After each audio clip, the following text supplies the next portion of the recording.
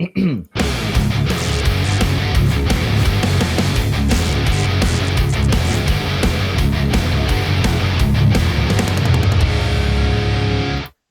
back to BTF and Dabs, Gazi. Rone. It has been a long while, man. Just one of those. Living the dream. One of those. Yeah, living the dream with can work. Just crazy, man. Got to make that money to survive. But exactly. Without the money, we wouldn't be able to do the podcast. So exactly. We wouldn't shout out work. Yeah. I mean, we'd have the time to do this, but we wouldn't be able to support it ourselves. No, exactly. We wouldn't be able to get sponsored by Carlsberg. Carlsberg, sponsor us. Hey, that's all we've been drinking on this. So. Literally, man. Like we do more advertising than you actually do. So I think if anything, let us be sponsored. Let's work together. Let's work together. Exactly. Let's work together. WWE has a ton of sponsors. We can have one too. We're not opposed to sponsorship. We'll put a poster board up in the background. Yeah, sponsored by Carlsberg. It'd be great. I mean, you used to sponsor. I don't know if they still do. Or I don't know if you still do. You used to have Carlsberg. You're not on the front of the shirt, but you used to sponsor Liverpool. I mean, I'm now gonna stop drinking it, I guess. Yeah. But anyway, we're back. We do apologize for the delay. No, we don't. Life happens. Deal with it. All 18 of our subscribers. Thank you. We appreciate you. We appreciate you guys. We appreciate you guys. It's been dope. But yes, we have a lot to cover. We're not going to be focusing on any AEW stuff right now. We've still got Collision this Saturday. Great Dynamite on Wednesday. But this is just going to be we're back. Raw, Smackdown, King and Queen of the Ring recap. What's going on? What we've missed. Recap, yeah. Because again, it's been 2 weeks, Gazi, since we did our last AEW recap, and quite frankly, like besides that one Smackdown, which we'll get to right away, not a lot has happened. So I think both Smackdowns. Even Raw, dude. Raw wasn't great the last couple of weeks. Yeah, they both all been a bit. To be honest with you, like the last 2 weeks, I don't know. It's been very much I get some stories are coming to fruition, but a lot of it has been quite meh. Yeah, I feel you. I mean, if anything else, it's actually put a sour taste in my mouth and pissed me off a lot. Which is understandable because it's just well, let's get into it. So when we last left you guys, right? I said to Gazi on the previous AEW recalculation, have you watched Smackdown? He said no, not yet. I'm like, it's gonna piss you off. It pissed me off. I'm obviously this isn't verbatim, but that's essentially what was going down. So let's get into it, Gazi. Why are you so upset about the Queen of the Ring tournament, specifically with Lash Legend and JCJ? Because what the actual fuck? You know what? You have killed. I feel like you've killed all influence. Fatal influence is dead. Fatal influence completely dead, dude. No one gives a rat's ass anymore. You could have literally strapped the rocket to JC Fallon and Nina, bro. My God, it's been so bad. So okay, audience, let's tell you. So the bracket was this, right? You had Bailey, Raquel Rodriguez, JC Jane, and Kiana James. Big fan of Kiana James. She had a great match, right? Yeah. Listen, it was a good fatal four-way. I liked it. It was a good fight. Yeah, it was a decent match. Like, it wasn't nothing wrong with it, apart from the winner. So now you had this bracket, right? The one person who should have won it was JCJ. Absolutely. She would have been my sort of 75%. And I mean, Fatal Influence has been feuding with Rhea Ripley for the past, couple of months, right? Yeah. So the story is there. They have beef. JC Jane and Fatal Influence have come in, booed straight to hell. Right? Heat like you haven't seen in a very, very long... This is Dominic Mysterio turning on his dad heat. Like heel heat, not heel hatred. Heat. Not hatred. Not X-Pac. We talked about this before. This is proper This is proper heel heat. Which you don't get that anymore. No. The crowd is more interested in chanting, and like you could have Braun Breaker is a heel, but people cheer and go hoo hoo hoo all the time. So the lines of of face and heel have I don't think there's a diminished. face in it. I personally don't think there's a face and a heel in WWE anymore. There's when you hear boos, it's hatred heat. Yeah, JCJ and then Fatal Influence have come in and kind of restored that slightly because they did. they came in and restored it slightly from what most of it because you knew they were going to be heels the moment they attacked, but it was never hatred heat for heel. It was like bad, This is bad, boo. bad, bad girl, boo Why are heel. you interfering with the champion? Boo. Exactly. It was like it's the old school heel heat. It's not this booing them, hatred, drowning them out with the microphone heat. 100%. It really reminded me of AEW, like the Don Callis heat. They were getting Don Callis heat. Yes. Like you don't hate the man because he's charismatic and you love to hate him. This is heel. It's heel heat. They were booing them like that, which is great. So what do you do? What do you do in this situation? Gazi, you are the booker, and you book like WWE better than anyone I know personally, including myself. And because I fantasy book stuff, I'm still waiting for my Sky Pirates, and even Kyrie Sane isn't even fucking in the building. You're still waiting for Britt Baker to come back. I am still waiting for Britt Baker to come back. God damn it, Queen of the Ring, Owen Hart Tournament Cup Final, one of the two. Come to the WWE. I don't go to New Japan. I'll watch it again. You know what I mean? But you choose. Like, listen, I understand. Liv Morgan won her bracket, right? Now we did kind of call that. We wanted Chelsea Green because who doesn't want Chelsea Green? But we kind of called Liv Morgan, right? Yeah. But we said, okay, cool. If you're gonna have Liv Morgan win, then Roxanne Perez should win.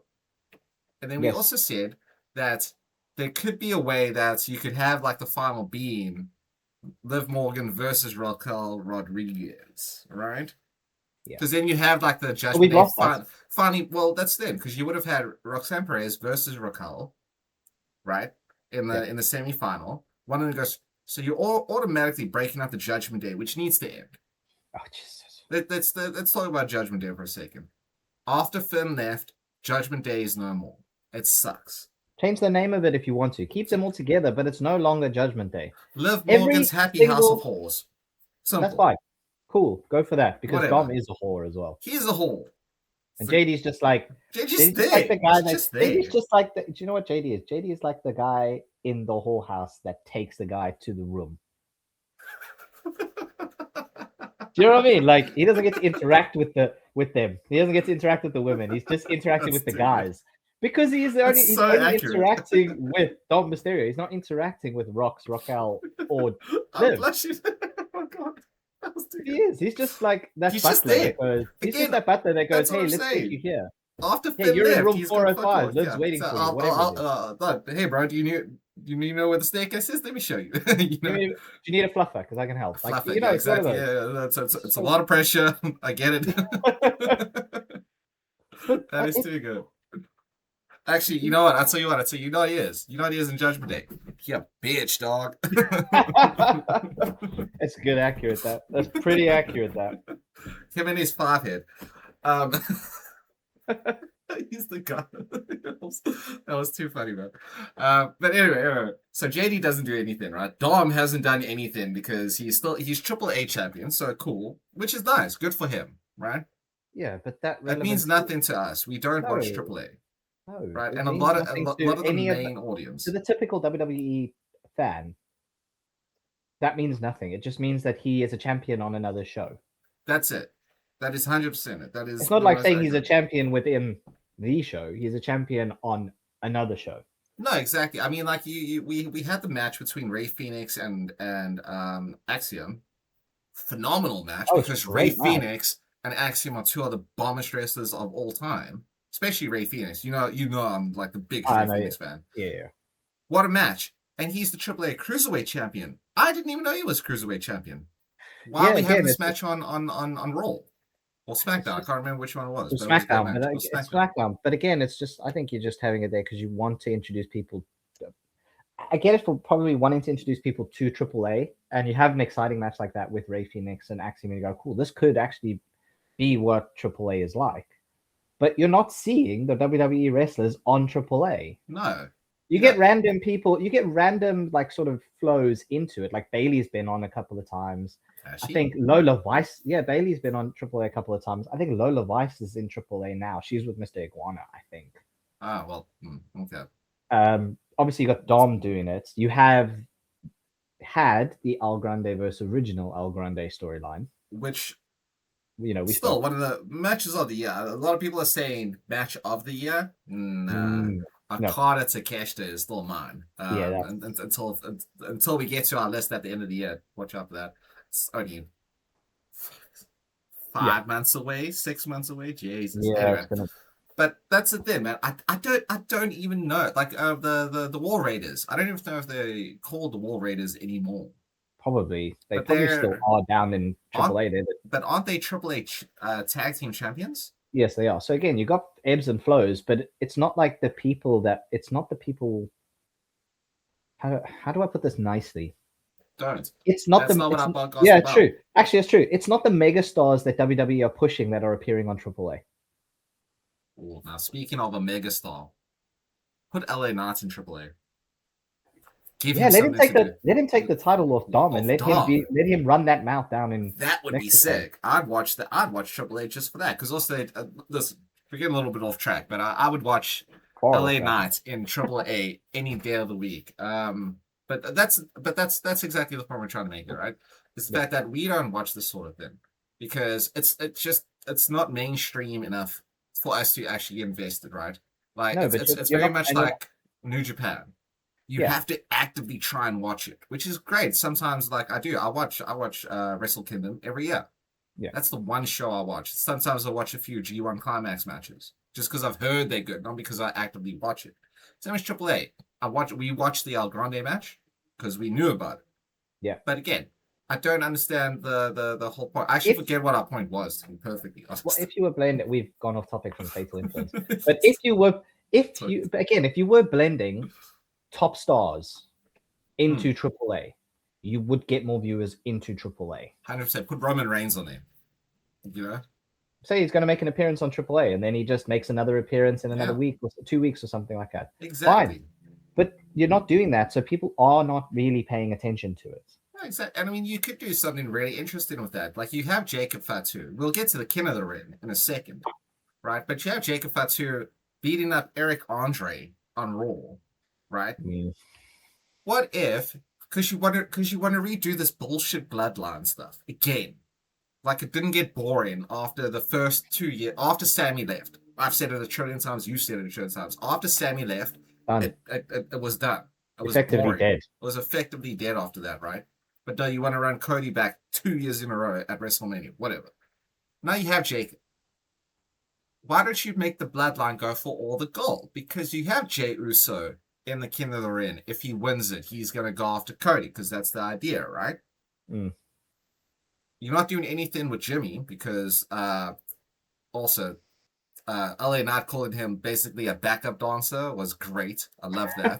That was awesome. But you could do something really interesting with Triple A with that. You could have Jimmy go after the Intercontinental title, right? So he has gold. If that's the case, let Jay win the King of the Ring, go after Cody, win that title. Yeah. And then put Jacob in the ring with Dom Mysterio. They all have singles titles. Oh, I like that. Interesting. You'll get, and then the Bloodlines in AAA, and then you'll get more eyes on AAA. So we know what the hell's going on. Yeah, it's very weird. Like, I think we come back to it because we've got so far off topic. Let's get back. So we had Jane lost. Yes, bullshit. The effectiveness of that is if Raquel had because Raquel won that one. Okay, I like that JC didn't take the L. Bailey should have taken the loss on that. Only simply because Raquel's got nothing to do with Kiana. Kiana and JC had a bit of something going on. Nothing massive, but it's just something. But you've had this consistent storyline of Bailey and Lyra trying to win the titles back, but they have to compete against the Judgment Day to get the women's tag team titles. So you should have had Bailey take the loss. Because 100%. Then Raquel, you've got that little interlink of Judgment Day versus Bailey and Lyra. Yeah. Right? Just by Bailey taking that loss and getting pinned or whatever, you've got like some kind of little payoff with the storylines there. Because then you can have Lyra coming out going, how could you let Raquel pin you? Yes, and cause more 100%. friction within that, right? But also, I mean, like, I don't really understand the Bailey Lyra thing, to be perfectly honest with you, because there was a backstage segment on not this past Raw, the one before, I think, with Adam Pearce, and Lyra got her Intercontinental shot against Sol Ruka. Yeah. She was super jacked about that. In this past Raw, you see Lyra backstage again, really excited about something talking to Adam Pearce again, but they don't say what it is. I assume that would be It's the tag title shot, right? probably. I'm assuming it Probably. will be that. Yeah. If we assume that, then again, like you just said, why wouldn't Bailey take the L here? It doesn't make sense. It made no sense to me. Like, and the only reason why, because I think we can blend it now. The only reason why it doesn't make sense is because you then had Raquel take on Io, who obviously we saw win the previous week. Which we So called. which we talked about and everything, which is fine. But then you had Raquel lose to Io. Yeah, which means You don't which have means you that. don't set up. You don't have that infighting with the Judgment Day. You had little snippets of before that match where was it that one where Roxanne was saying, "Oh, it doesn't matter if you're champion, if I'm champion, if Raquel's On this champion," past Raw, yeah. and she got basically just pushed aside by Love. Liv or whatever. Like, it doesn't. Liv obviously didn't entertain the fact of, oh yeah, no, because she's always like, oh, as long as we've got the gold. But if she's not the one with the gold, she doesn't care. No, exactly, exactly. So So, because that's I mean, we like obviously we didn't do it on our podcast, but we did chat about it like on WhatsApp and stuff, and we said, okay, if that's the case, then we saw it going down Liv Morgan in the final versus Raquel. yeah, Because that makes more sense. That's the because then internal structure. Look, there's a yeah, story there. There's a yeah, big story behind that. yeah. Because But now if you've not, if Liv Morgan wins throughout the whole tournament, for argument's which sake, was right? what the fuck was going on with that? We may as well just knock this all out here. Why the hell did she Why? win? We may as well just knock this out now. I'm sorry, but why the hell did she win? And Over again, over Alexa Bliss. Like you could have had Alexa Bliss win and then have Charlotte. We'll get to Charlotte Flair's stupid ass match as well. You could have had Bliss versus Flair in the semi final. That would have been dope. yeah, but now you've ruined. So again, with Liv winning, you've ruined the possibility with Liv winning and Raquel losing the semi-final to Io. You've ruined the possibility of infighting within the Judgment Day 100%. Yep. because Roxanne lost her match, her fatal four-way match. So there's nothing. There's no payoff on any of the storylines. None of it. And the Judgment Day are boring and irrelevant as shit at this moment. All you've done is made them even more irrelevant anybody else apart from Liv just because she's champion. Why you have a champion in the tournament? Makes no sense. Makes zero sense. Unless she goes on to win it and challenges Rhea, and then we get Liv versus Rhea for the 600th time. Dude, if Rhea makes it, because she's injured right now, they haven't stripped her of the title because they think she'll be good to go for SummerSlam, which is also bullshit because isn't it like if you're off for a month, you got to relinquish? But It's whatever. supposed to be, but no one. Yeah, but Dom was off for like 8 weeks. Liv hasn't defended her title. See, but Dom wasn't injured; he was in AAA. See, and like we don't watch AAA, so we didn't. At the time, I was like, "Why is Dom still?" Anyway, I'm also but Liv digressing. hasn't defended. I don't think Liv has defended her title at all. No, since she won it. She won it in April, which has been 2 months. Because she didn't. The Saturday Night's main event, no.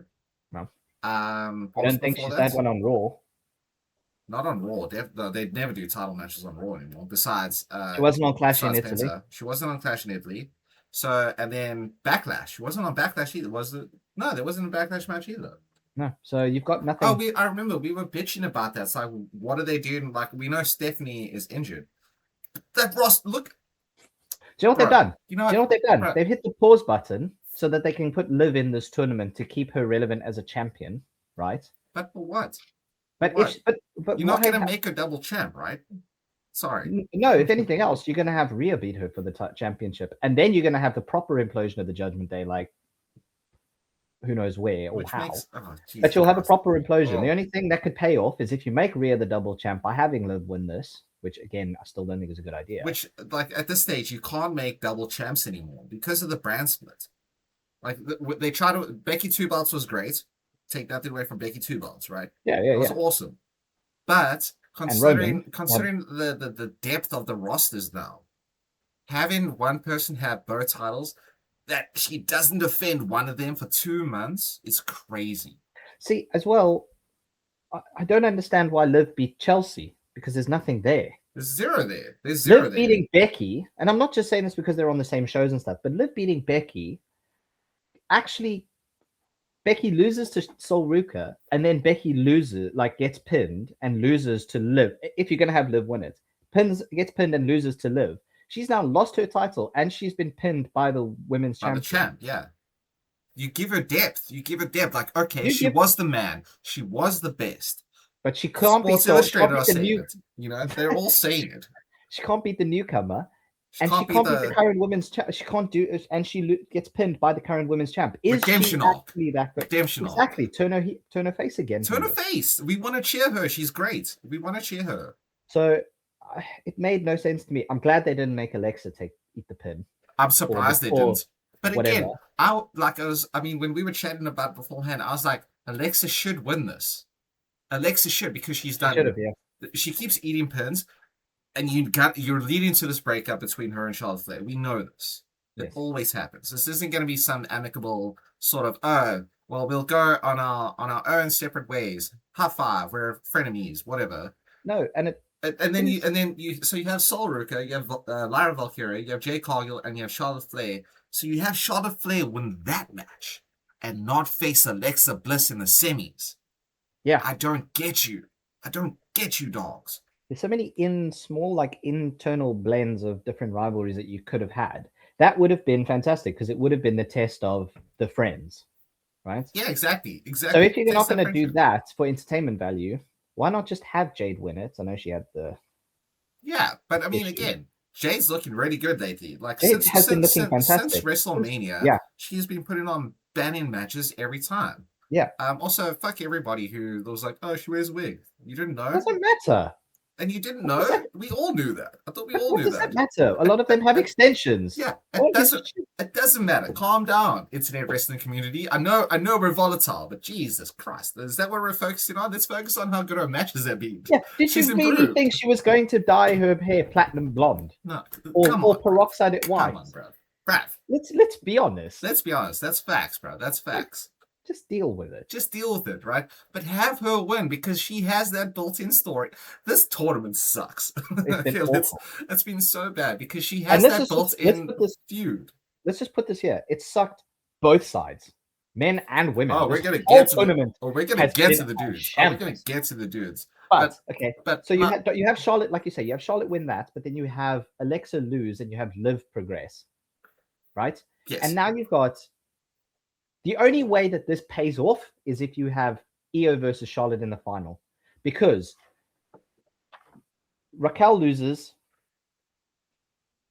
and now it's down to Liv to hold up the face of the Judgment Day. Liv loses in the semi-final, doesn't go on to win Queen of the Ring.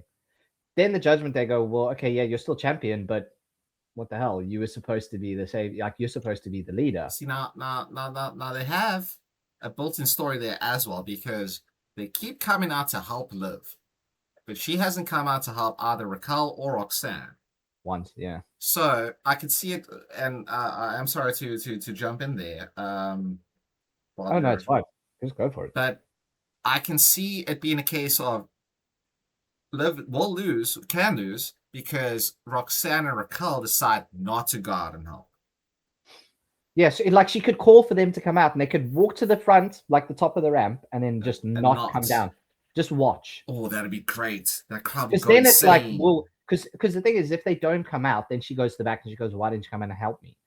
But if they walk to the top of the ramp and they just watch, and they stand there, and they just watch, and she loses, and she's looking at them, going, "Help me, help me," and then Charlotte obviously does what Charlotte does. Locks anything and gets into a bridge, whatever. And if she does the figure eight, it has to be sideways.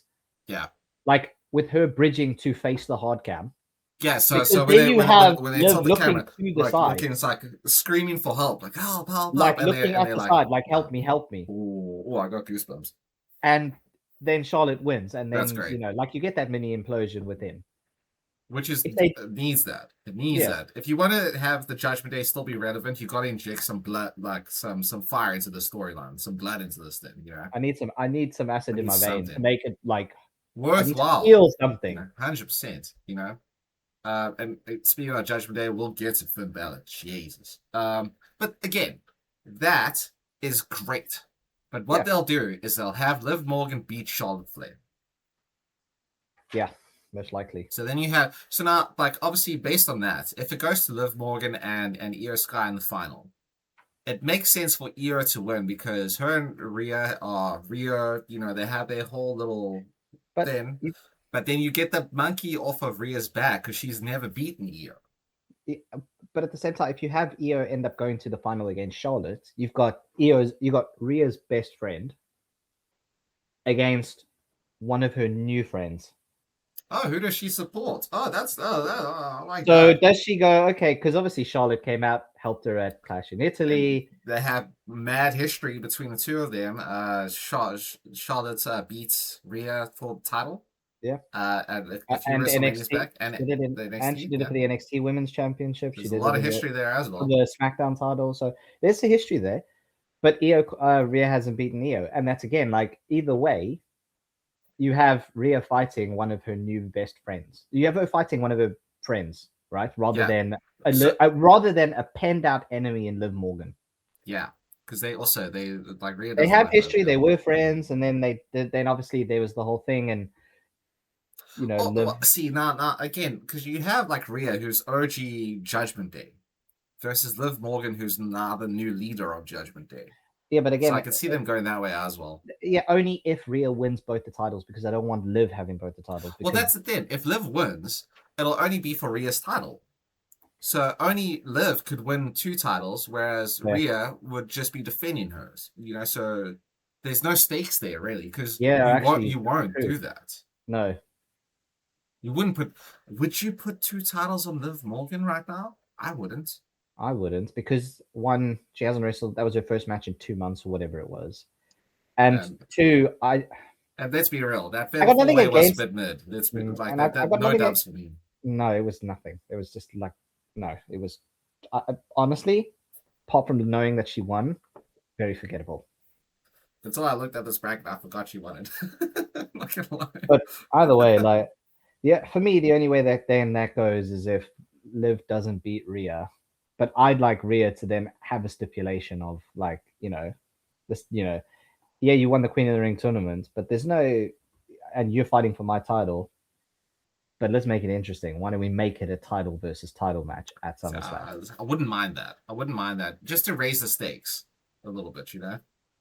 Like to prove that you want to take all the gold back to what I created, Oh, see, again, or what I was a part of in its creation. This is why you book Raw and SmackDown better than the bookers.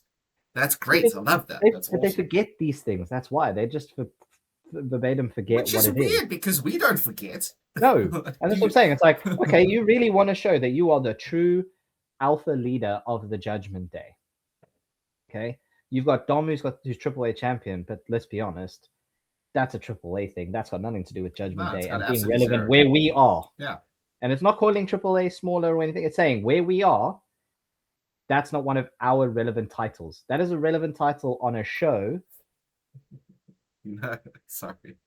What? Just thinking, you know what I miss? One of the stipulations I miss the most. And Cameron Grimes did it so good.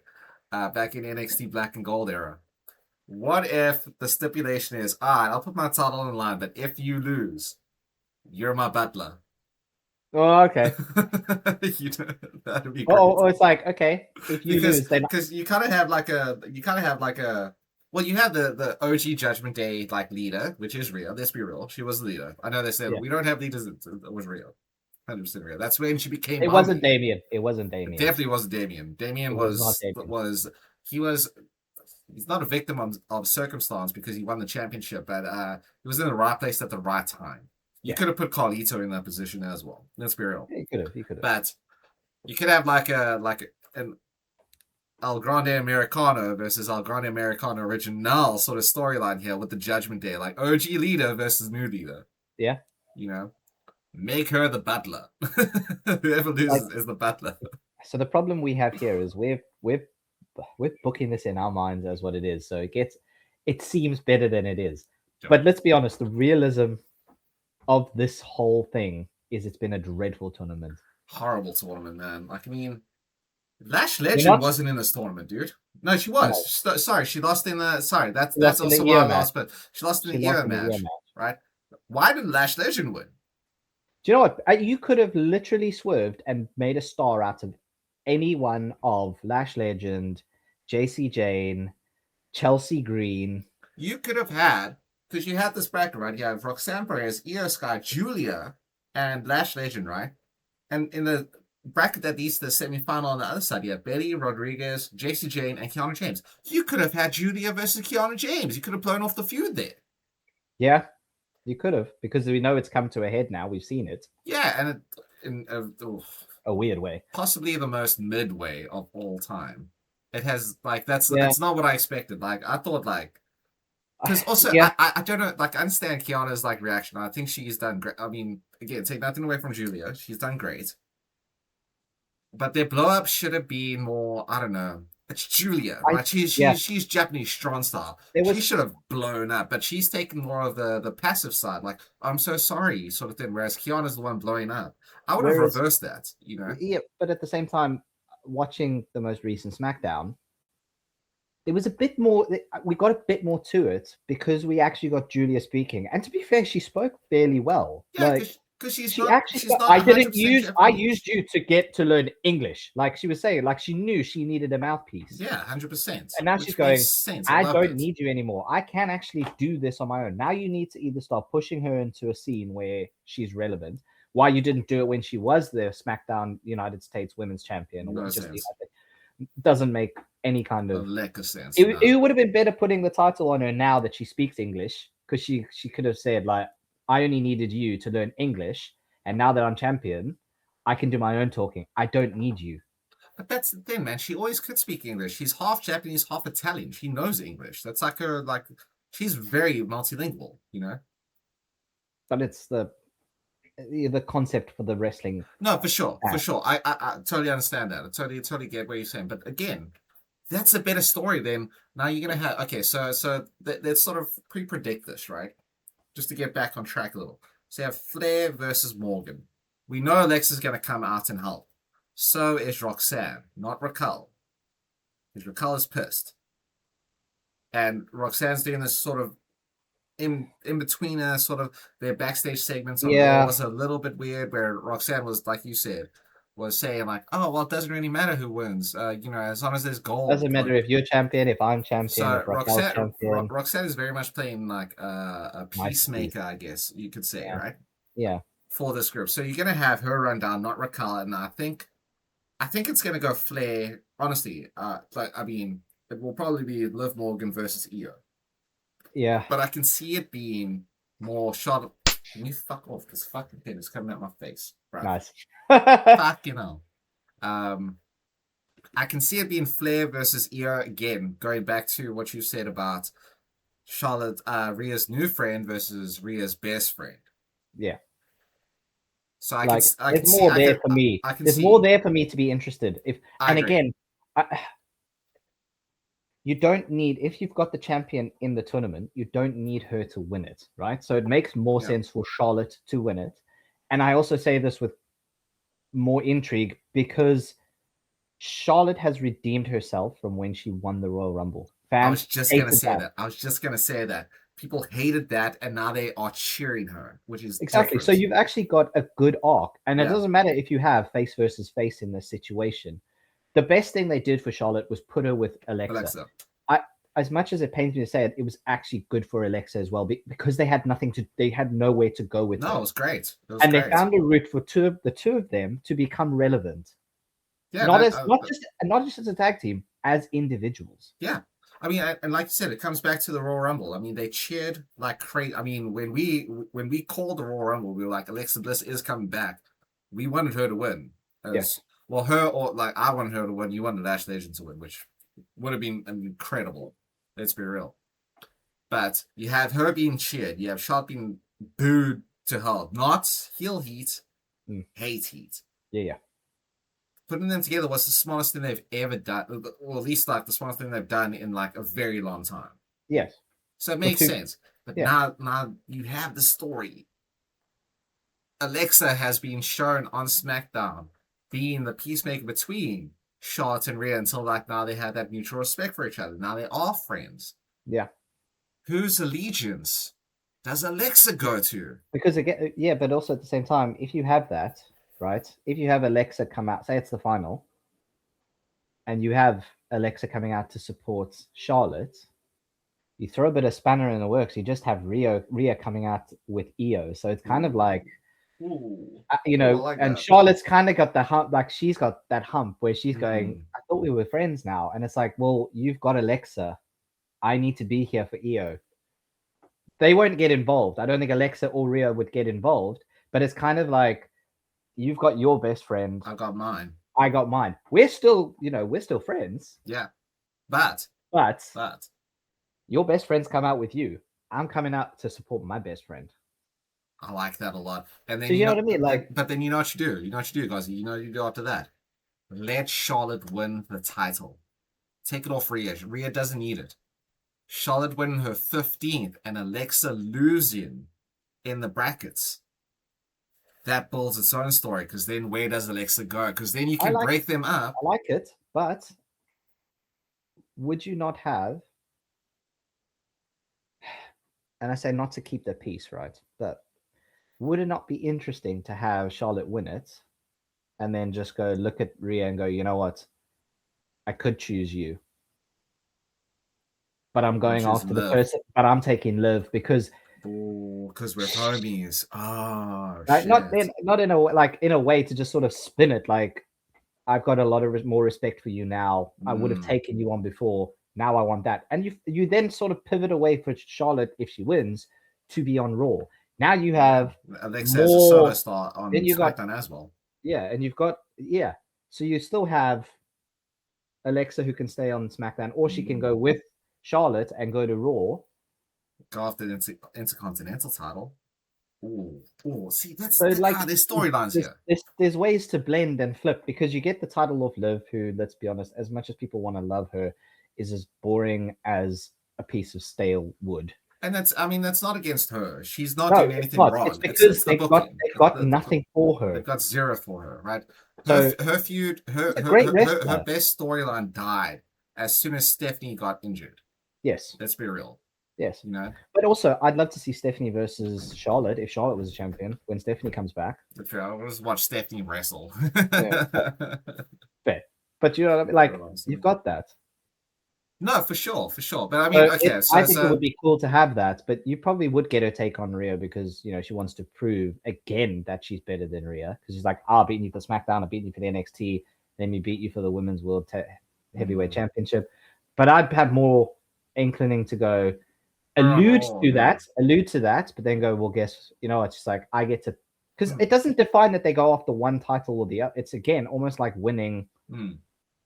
It's the Rumble. That's basically the Rumble. That's what I was gonna say now. Like, it's just a bracket of the Rumble. Do you think, like, after whoever wins, and I'll get to what I'm gonna say next, like, in a second, but whoever wins, they're gonna do that whole thing, like, where it's like, okay, you have like I don't know, Kathy Kelly come into the ring and be like, so Charlotte or Liv, who are you gonna pick? And like the both champions are. That's also why it makes more sense to have Charlotte win it, so they can have both of them on Raw or SmackDown or whatever in the ring and be like, I choose you, Yeah, that one. Like the worst. Because if Liv wins it, then it's only just like, oh, guess what? I'm going to take on myself because I'm the greatest champion in the world, and all the screaming shit. And I hate that as well. I must be honest. This new gimmick of hers where she screams, bro, it drives me insane. It's like, you don't need to. You have a microphone. Yeah. You don't have to scream. I'm the greatest champion of all. And I get it. I do get it, because the whole point of being a heel is you're supposed to be like, she's the annoying obnoxious heel. She's the obnoxious, annoying heel, right? Yeah. You don't need to do that. at all. You're already like that. You're- You don't really need yeah, to. like, This will lead to hatred more than anything else. it has. People are already turning on her like in a bad way. This is Yeah. not heel heat. This is hate heat. Yeah. Also, hate heat is a good name for a band. I was just thinking about hate heat. I've listened to hate heat all day. That's actually but okay, that's but getting back. So now that's our booking, right? It makes more sense for Charlotte to win this tournament than Io or Liv. Let's be real. Liv Morgan's gonna win this tournament.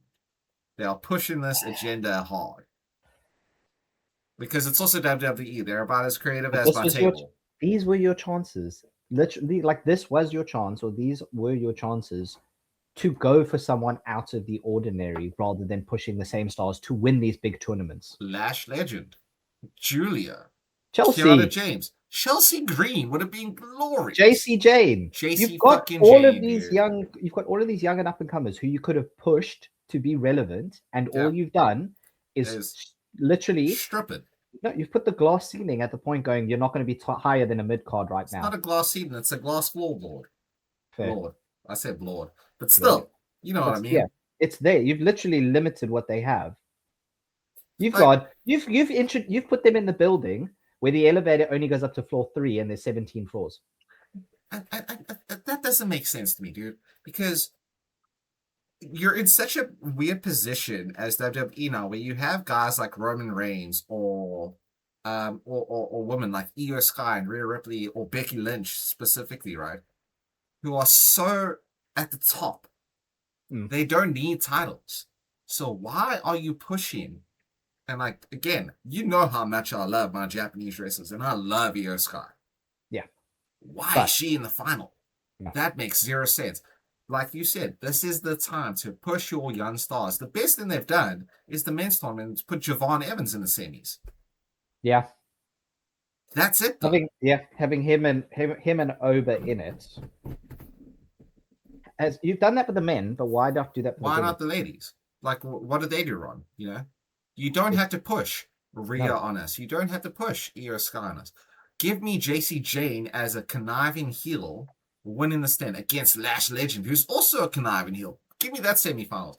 Everyone says like, oh, you know, sometimes the face versus face is fun. Give me a heel versus heel. Oh yeah.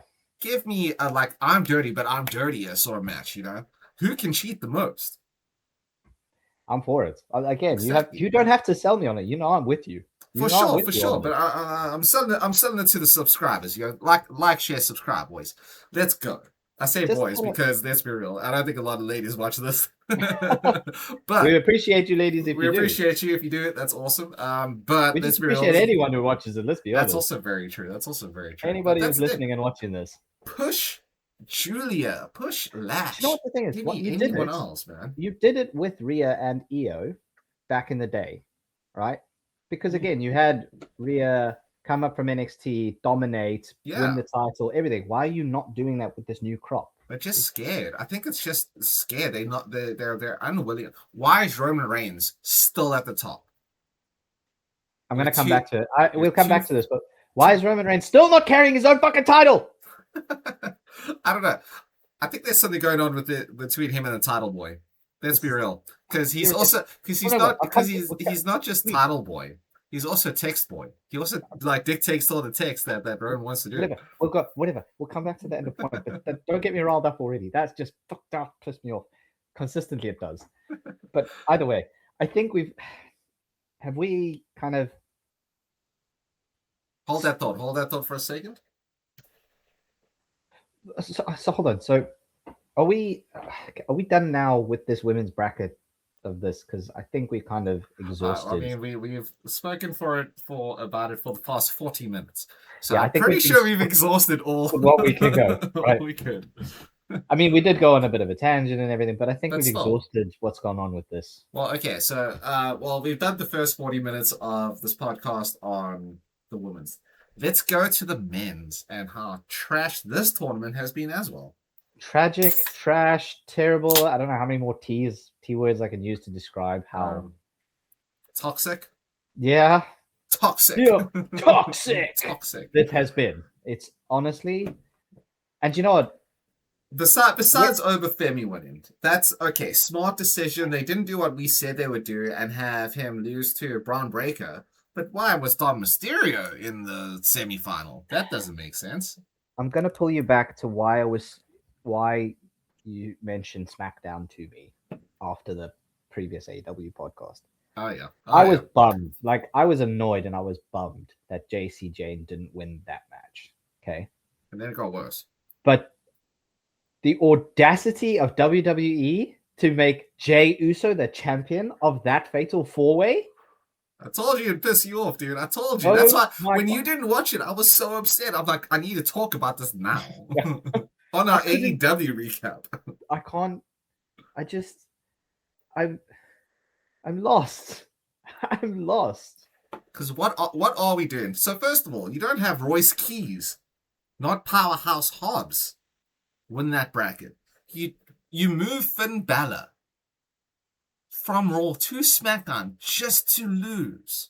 I understand LA Knight. He's got a whole story, a terrible story, but bowling with the bloodline. I get that. That's fine. And having Jey fucking Uso. Why? No, it's just I don't. I get it. Like we had the Dom Priest thing as well, and that's fine. Like you've mentioned it, yet we knew Oba won. We had Dom come through to the final. Awesome. Over Braun Breaker though. Like I understand Priest not winning. Trick Williams, and we said Trick Williams won't win because he's already a champion, so that makes sense. Yeah.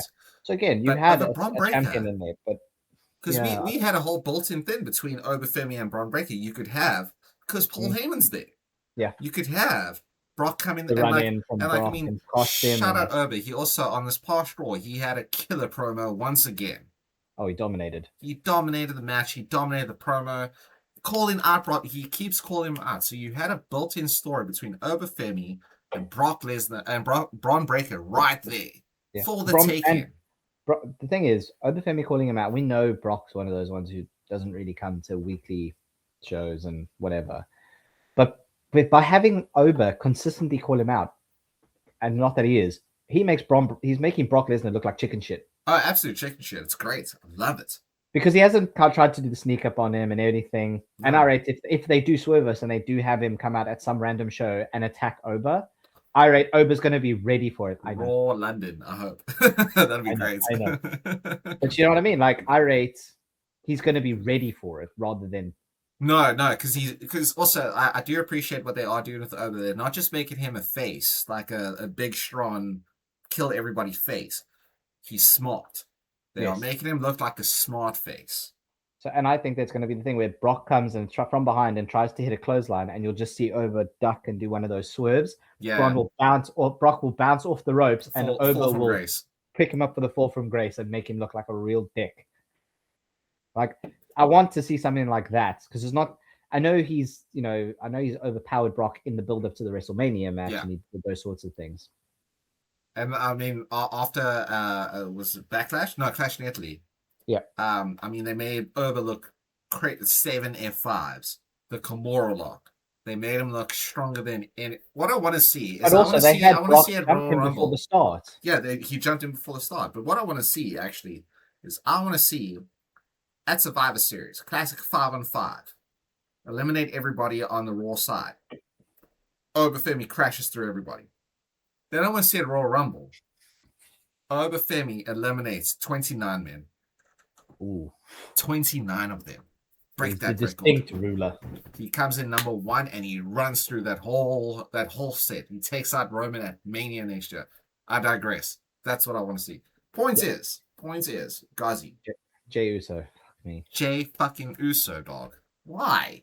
And again, do you know what? This isn't. I know there's people who are.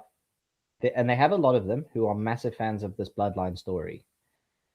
For reasons. Look, you're allowed. We have our opinion. You're allowed your opinion. You are allowed these opinions. We're not calling anything on it. But it's for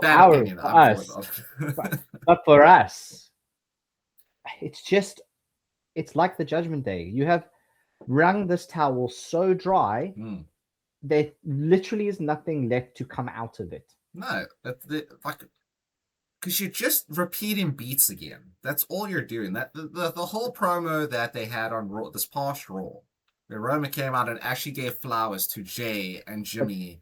And you know what it was? It was bullshit. It was boring.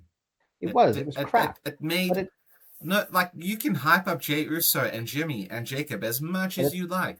I've heard it before. You did this 4 years ago. but it's also going against what Roman has been saying and what everyone has said. Very He's not contrary. coming. He's not coming back to be like the leader of the bloodline, and he's not coming back to do this. He's commanding Jacob and Jimmy and Jay to do things. It's exactly where we were 4 years Yeah, ago. he literally came to the ring, stood on the apron, and said to Jacob, "Wait, don't do it. Wait, hold up, don't do it. It's Eric Andre. He's a comedian. He doesn't wrestle. Actually, no, do it. Yeah, You're dictating. You you are are. literally a dictator. You are now, but you are that one piece there turned him into a dictator Yeah, again. immediately, because So he's he is calling the now shots. become the exact same thing as he was 4 years ago. And also the story that they're telling with Jacob, that he always interacts with the Usos themselves, and then always says like, the OTC said this, the OTC told me this. So he's literally saying to us, he is Roman's giving calling the orders. shots. Yeah. So It makes no sense. it makes no sense. But again, so Jay dumb. King Uso winning. Over Royce. Like, listen, I didn't expect Finn Balor to win.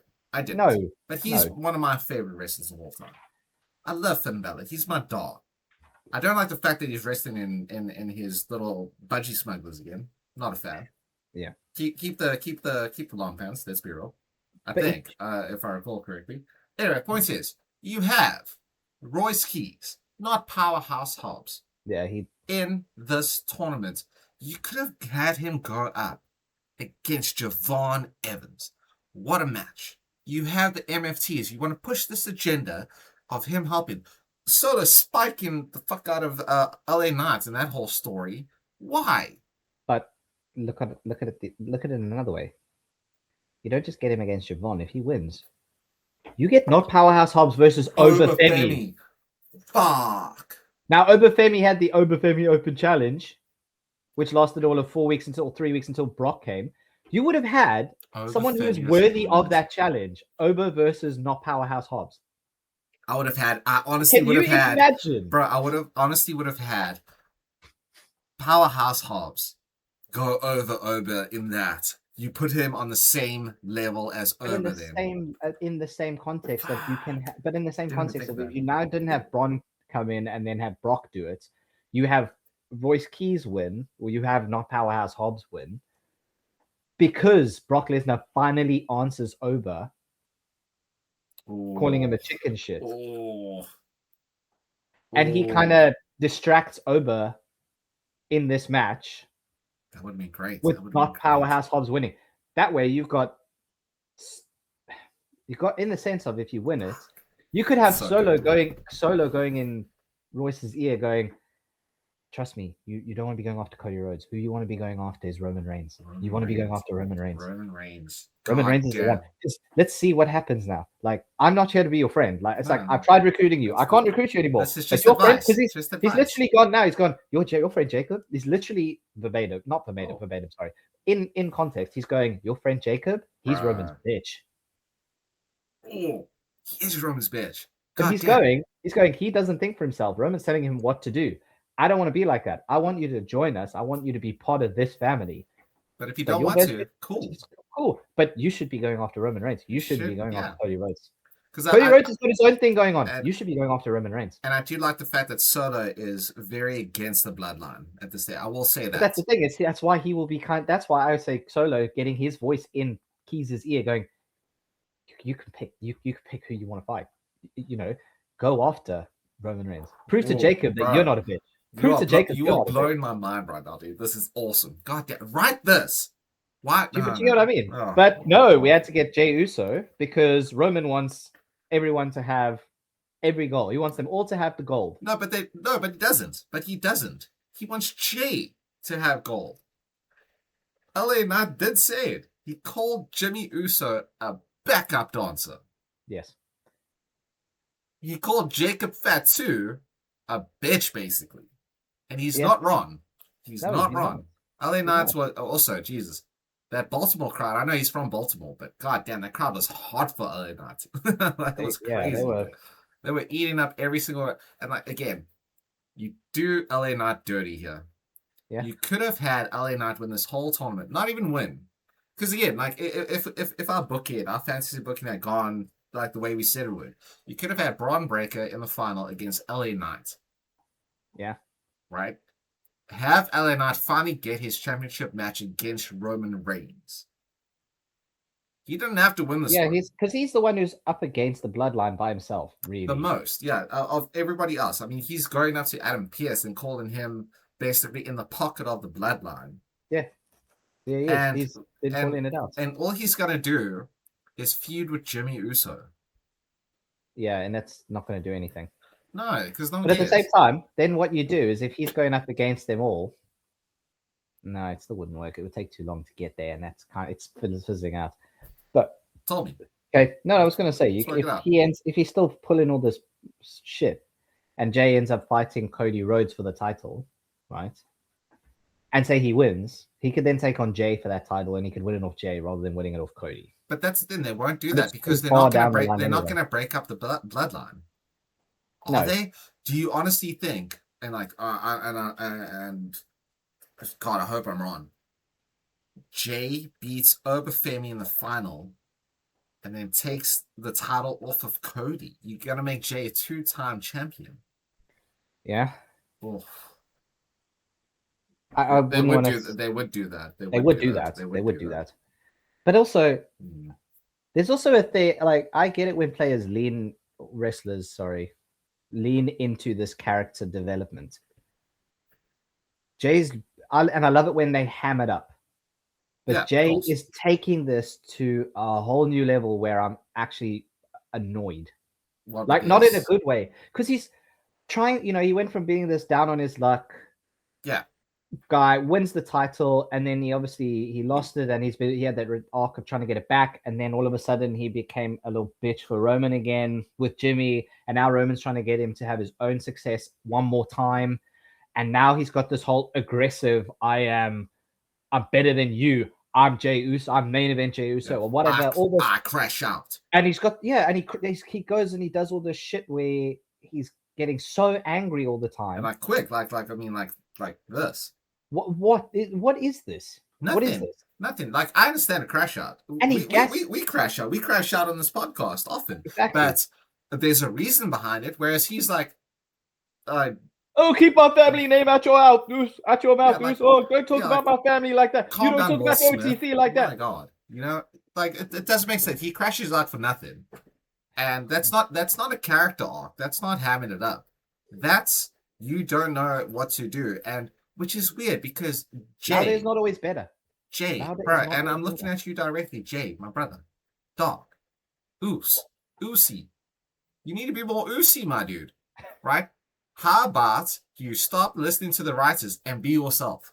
This fake crash out, this fake outrage that you have for everything doesn't work. It doesn't make sense. All it's going to lead to is if he doesn't win, it's going to lead to him getting pissed off with Roman, and then there's going to be another Bloodline Civil War. Oh, surprise! Yeah, Civil War number. What are we at? 5, something like that. Now? Yeah, about that. Yeah, 100%. How many times does Jay have to hit Roman with the chair? So what did we have?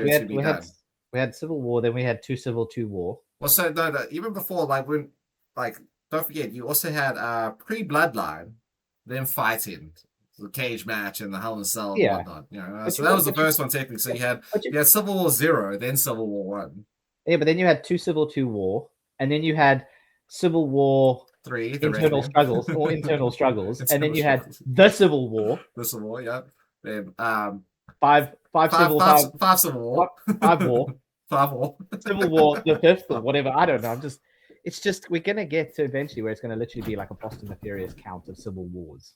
Yeah, it's called the Bloodline, the BCU, because they've run it back. They've run it back way too many times. I don't know. Civil War Part 1, Civil War Part 2, all this crap. It's going to be just too much. Yeah, and the whole point of a civil war is it happens once. How many extra civil wars have there been? There's only one Who Civil knows? War. I don't know. There was the Either way, actual Civil War. There was the MCU Civil War. I'm sure the DC did Civil War at some has stage. something like that. When Superman crashed up. I hate it. The point is, I hate it. I think Yeah. the Bloodline ran its course, not through at the end of their run. 3 years into their run, when Sami Zayn left, Yes. him Chose and Kevin Owens over Roman Reigns. end of the Bloodline. It got after that it was boring. Yeah, you brought in fucking Soto It and Nana's officially ended. MFTs and I think it officially ended when Kevin and Sami won the titles from the Usos at WrestleMania. Okay, that's it. They no longer hold all the gold. no, exactly. And that's also why I still bitch about that WrestleMania. Because that night, Cody should have won the title from Roman. That's how you end the Bloodline. But no, Yeah. you want to go an extra year. We want to run it back.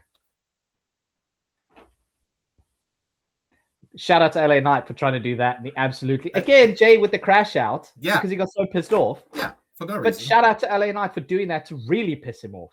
Yeah, see now that's a valid He crash out. genuinely was pissed off at that. I think he that was, wasn't a crash out. I think Jay was genuinely pissed off at that. I think LA Knight is genuinely pissed at WWE about how they're treating him.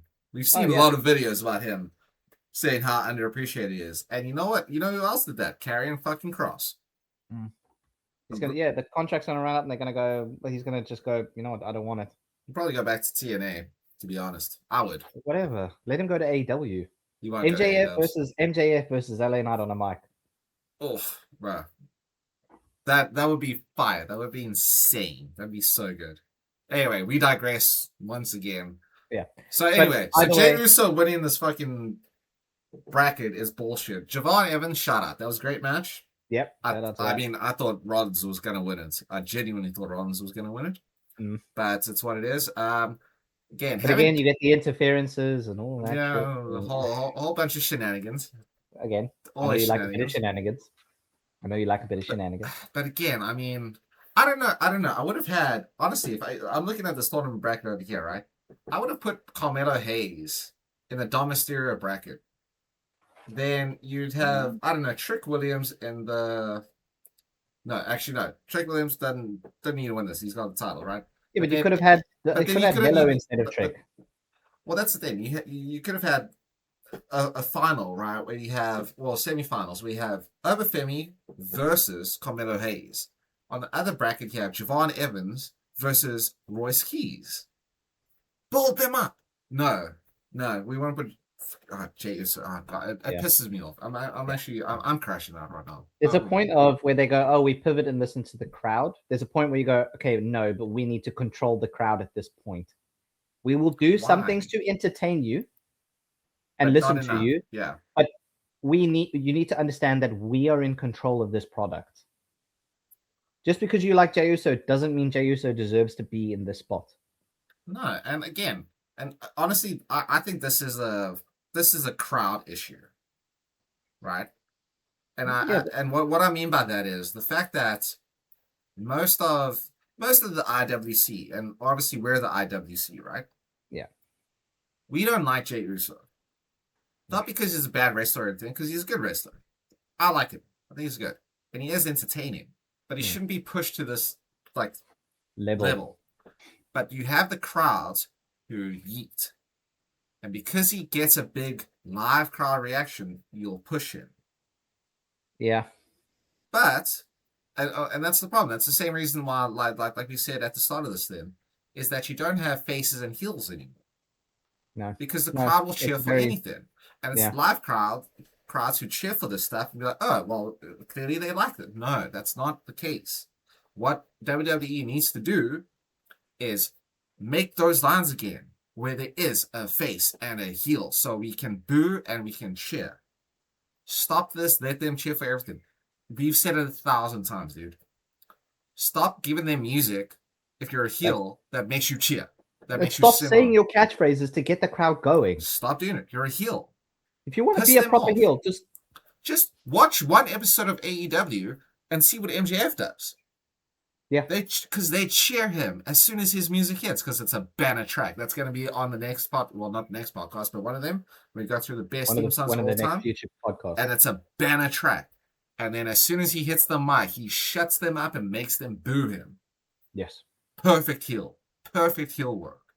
No. Shut them You down. know what? And the thing is that it's so hard in the sense of they tried doing that when they turned Cena heel. Now, the problem they had was you had about 65% of the IWC going, we want Cena to be heel.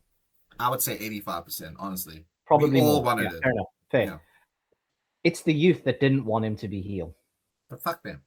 All of us who have been watching wrestling for 15, 20 years, We're like, turn him he heel became, now. we're like, Yeah. turn him heel. They never turned him heel, which is why he was booed out of the building every time he was on screen until he started going to making movies and doing sporadic appearances. Then people were like, oh, it's cool to see John Cena. Yeah.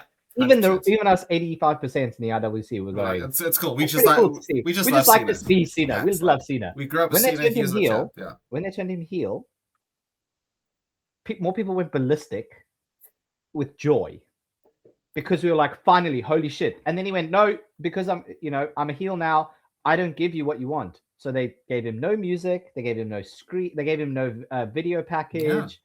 Yeah. He wore the belt the wrong way around. Everything. It's great. People lent into it, yes, but it's because we wanted that. Now, if you want to build someone to be the proper heel, make them do those things. When the music starts for them to come out, have them do exactly what MJF does and just go, no, cut the music, cut the music. No, enough now, no. Don't say catchphrases. Don't have Seth Rollins going, I am Seth freaking Rollins and all this crap. Like, no, we don't need it if you want them to be a heel.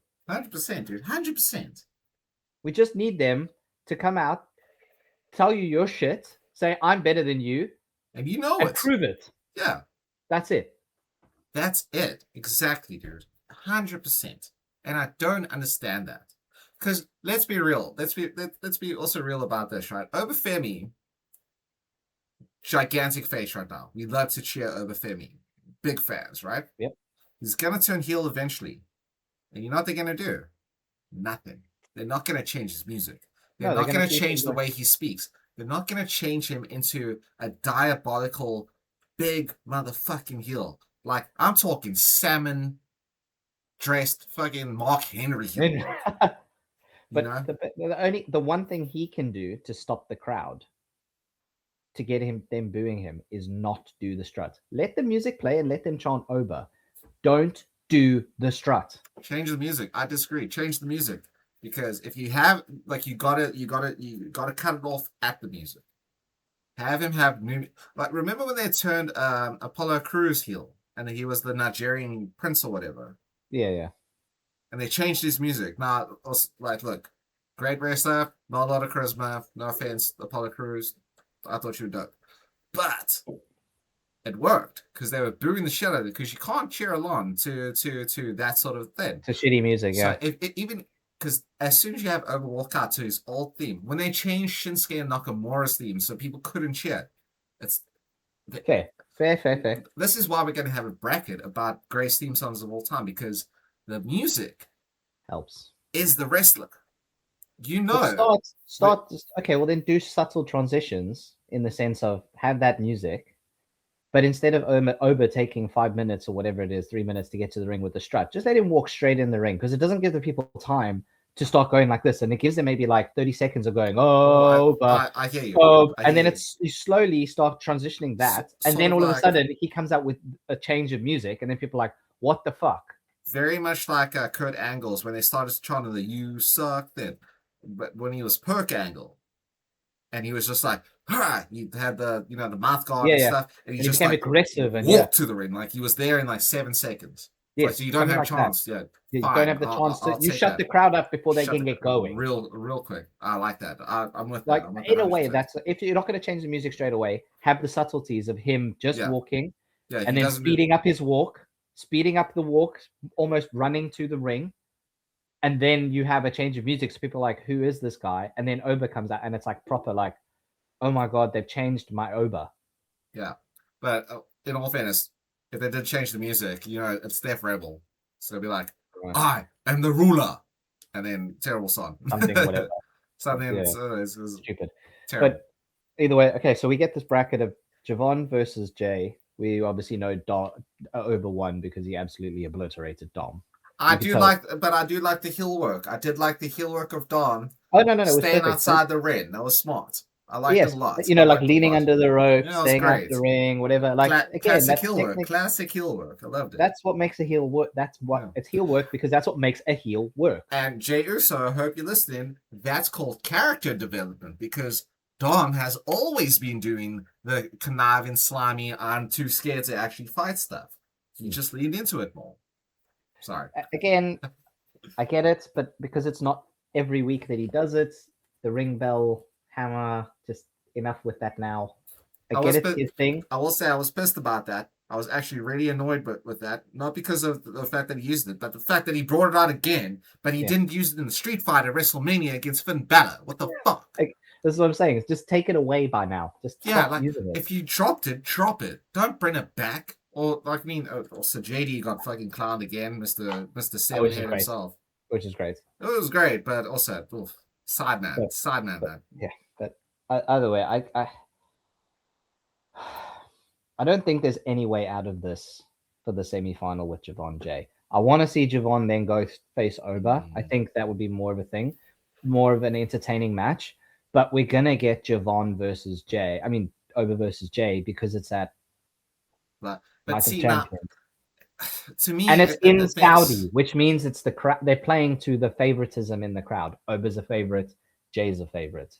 Javon is good, and people like Javon, but Jay has the yeeting, and he has this, and they will want the crowd involved, and they will want. But isn't that the problem, Ghazi?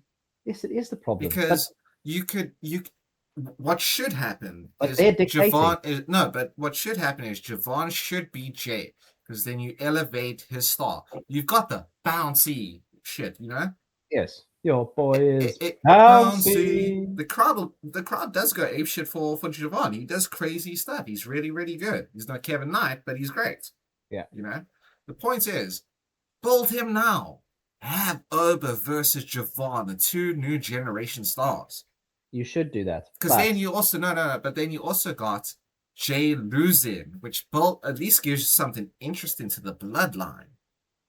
You know, I yeah, it's told like, oh, you Roman, because like you failed me at the you first failed hurdle. me again, because it's not the first time he's failed Roman, right? I gave you your flowers, and you shit the bed. You shit the bed. Have that. At least it gives us something to deal with the bloodline. Not this whole like, oh, I'm not in charge of the bloodline, but I am in charge of the bloodline. James is like, he's not in charge of the bloodline, but I do everything Because he says. you know what will happen is if this does happen, if we don't get a Brock interference, he will get Jacob attacking Oba to assist Jay, and but he will Jacob will come out, something will happen, Jay will win because Jacob is supposed to be this crazy dominant Yeah. person. Werewolf. Yeah. This crazy dominant werewolf. He'll go toe to toe with Oba type thing. Like if he sends Jimmy out, Jimmy will get his ass handed to him by Oba. If he sends Jacob out, Jacob should be able to stand to Oba. And I mean that in the point of the character, in the point of the character. He should be able to stand up to Oba, give him something, give him a scrap, weaken him for Jay, and then you'll find that Jay will end up winning that way. Sure, absolutely. And Jay will will win and be like, why I didn't need your help. Like, you know, I've tried for so long to get you to help me or support, and now you do it. But then again, you have Jacob go, well, yeah, but the OTC sent me to help you. So you cause more of a rift with it. See, that makes a lot more sense. That makes so much more sense than what they're going to do. So, but if you get Oba winning, it's okay. Well, let's talk about that. So if Oba does win, right, he gets a shot at the OTC because he's not going to choose Cody because he's announced. He announced at Mania on the post show. Yeah, he was like, Roman, I'm coming for you. Coming for you, Roman. Sure, 100%. Makes sense. What if you do this? Right. Night 1 SummerSlam. Oba Femi versus Roman Reigns. Yeah. Oba wins. Right? He's the new champ. Great. Brock Lesnar title versus retirement. Ooh. On night 2. Interesting. I like that, but then you have to really set that up in the precedent of. You have to set that up early in the sense of. Well, because you could say in the final, you could have Brock Lesnar exactly what we were saying with Roxanne and Raquel, right? Brock Lesnar his music could hit. He stands at the top of the stage watching the match, cross-armed, angry looking. Mm. He wants to see Oba win because he's like, cool. I What you know I'll what I do like. is when you win King of the Ring, I know you'll beat Roman because you beat the shit out of me. Yeah, But then on Naito or SummerSlam, the title is mine. Title versus Korea. fair. Could go with that. You could bowl I you could like it bowl it in this. down. If you can do it, then I think it's good in the sense of what I really like about it is you're basically taking the guy who was consistently over Roman, Hmm? who Roman had to get over the hump to win and beat to be considered the best Sure. against the current best. Okay, with the current and the current best. So it's kind of like, well, guess what? Roman had to go through you to be the champ, and he dominated you. Yeah. If I go through Roman, I already know I'm better than you. So why not put your career on the line and we'll see. It's a better story. It's a much better story than So Jey and if Uso he versus and Cody. it's kind of it's for me it's poetic in the sense of if he beats Roman on night one, like you've suggested, we get this right. Where he beats Roman on night one and then beats Brock on night two, you have set Oba to be the next Roman Reigns for at least the next 5 years. The next 10. I, I know He's he's the young, but goat at that stage. but what I'm saying is at least the next 5 years, because who knows what happens with WWE crowds? They all fucking get fickle and change. That's also true. That's also We very we true. as wrestling fans get fickle and change. Let's be We do, honest. we do, we do, 100%. So I say he is I'll there cop to to that. be. I'll cop to that. So I say he's there for the next at least 5 years. If you want to go 10, cool. But it proves that he has beaten the guy who had to beat the guy to be the best. Remember Ric Flair's old saying, you got to be the man, you got to beat the man. Gozzy, bro, I think you just gave us the best promo of the year. I had to beat the guy who beat the guy to be the best. Fuck, that's fire, my dog. So That's good. That's really good, actually. So, WWE, you can have that, but I'd like some acknowledgement from it. You know how we have to acknowledge Roman? I want you to acknowledge me on that. Acknowledge the Gauze. Acknowledge the gods. He's no longer Gozzy. He's the OTG. Oh, I like that. I just came up with it. Yeah, I like that. I like it. I'm the OTG. I He's like changing that all of his Instagram, all his handles. OTG. Buy one of those Gozzy, Roman shirts that says OTC and have the C crossed out, put the G underneath. Oh, that's sick. Oh my god, dude. I'm gonna get that made for you. I swear to God. Oh yeah, that's your birthday present. 100%. You heard it here first, guys. So I'm gonna get it done. Oh man, that would be hilarious. Imagine we had OTG. this idea long ago. We wore it to like WWE.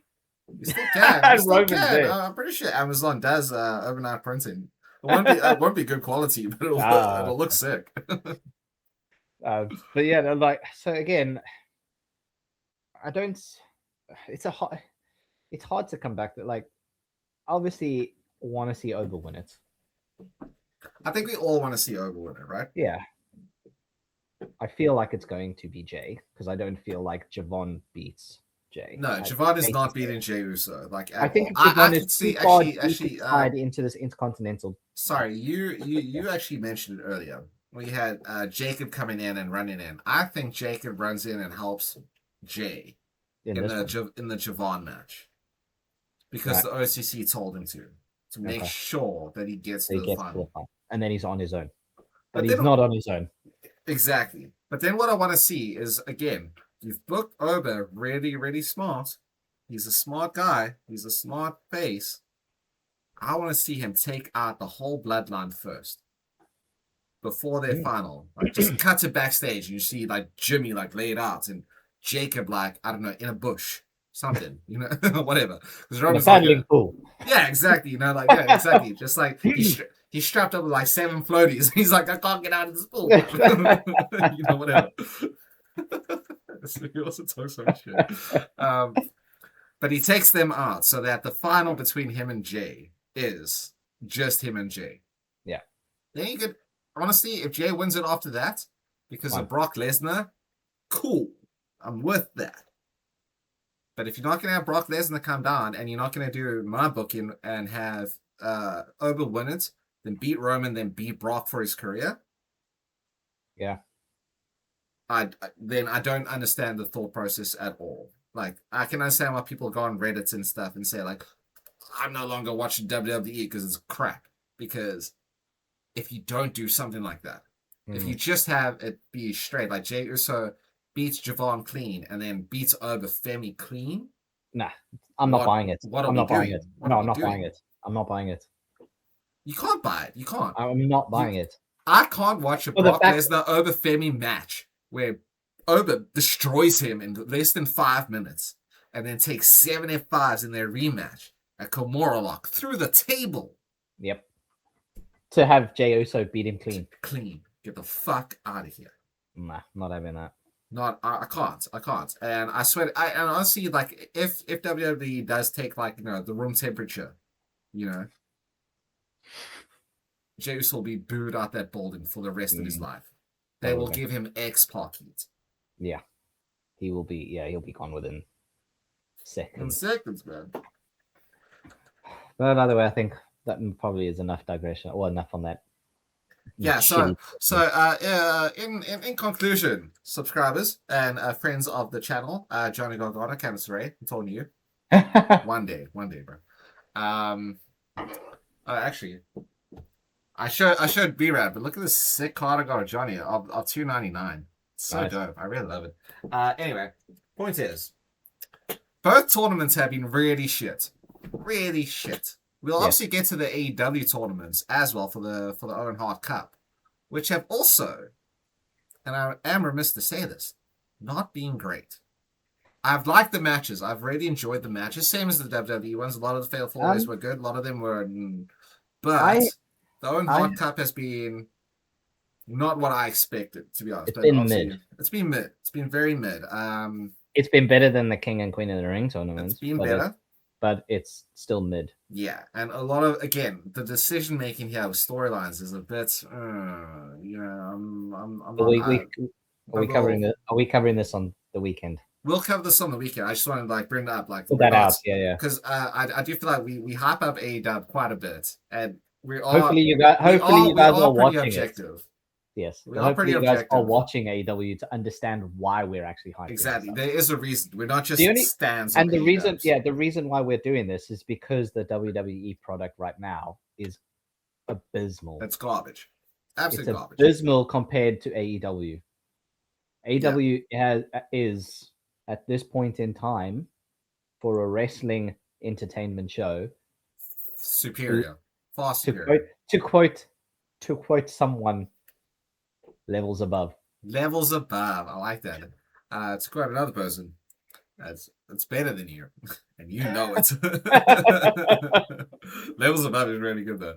But yeah, so in terms of the King and Queen of the Ring, I mean, we have said a lot about it. So I mean, I guess we'll see it on SmackDown on Friday night. But getting back to the rest, Let's talk a little bit about Raw. So, just the big stuff, right? I did like the fact that actually, let me rephrase. I liked and disliked something about Danhausen on Raw specifically. Right.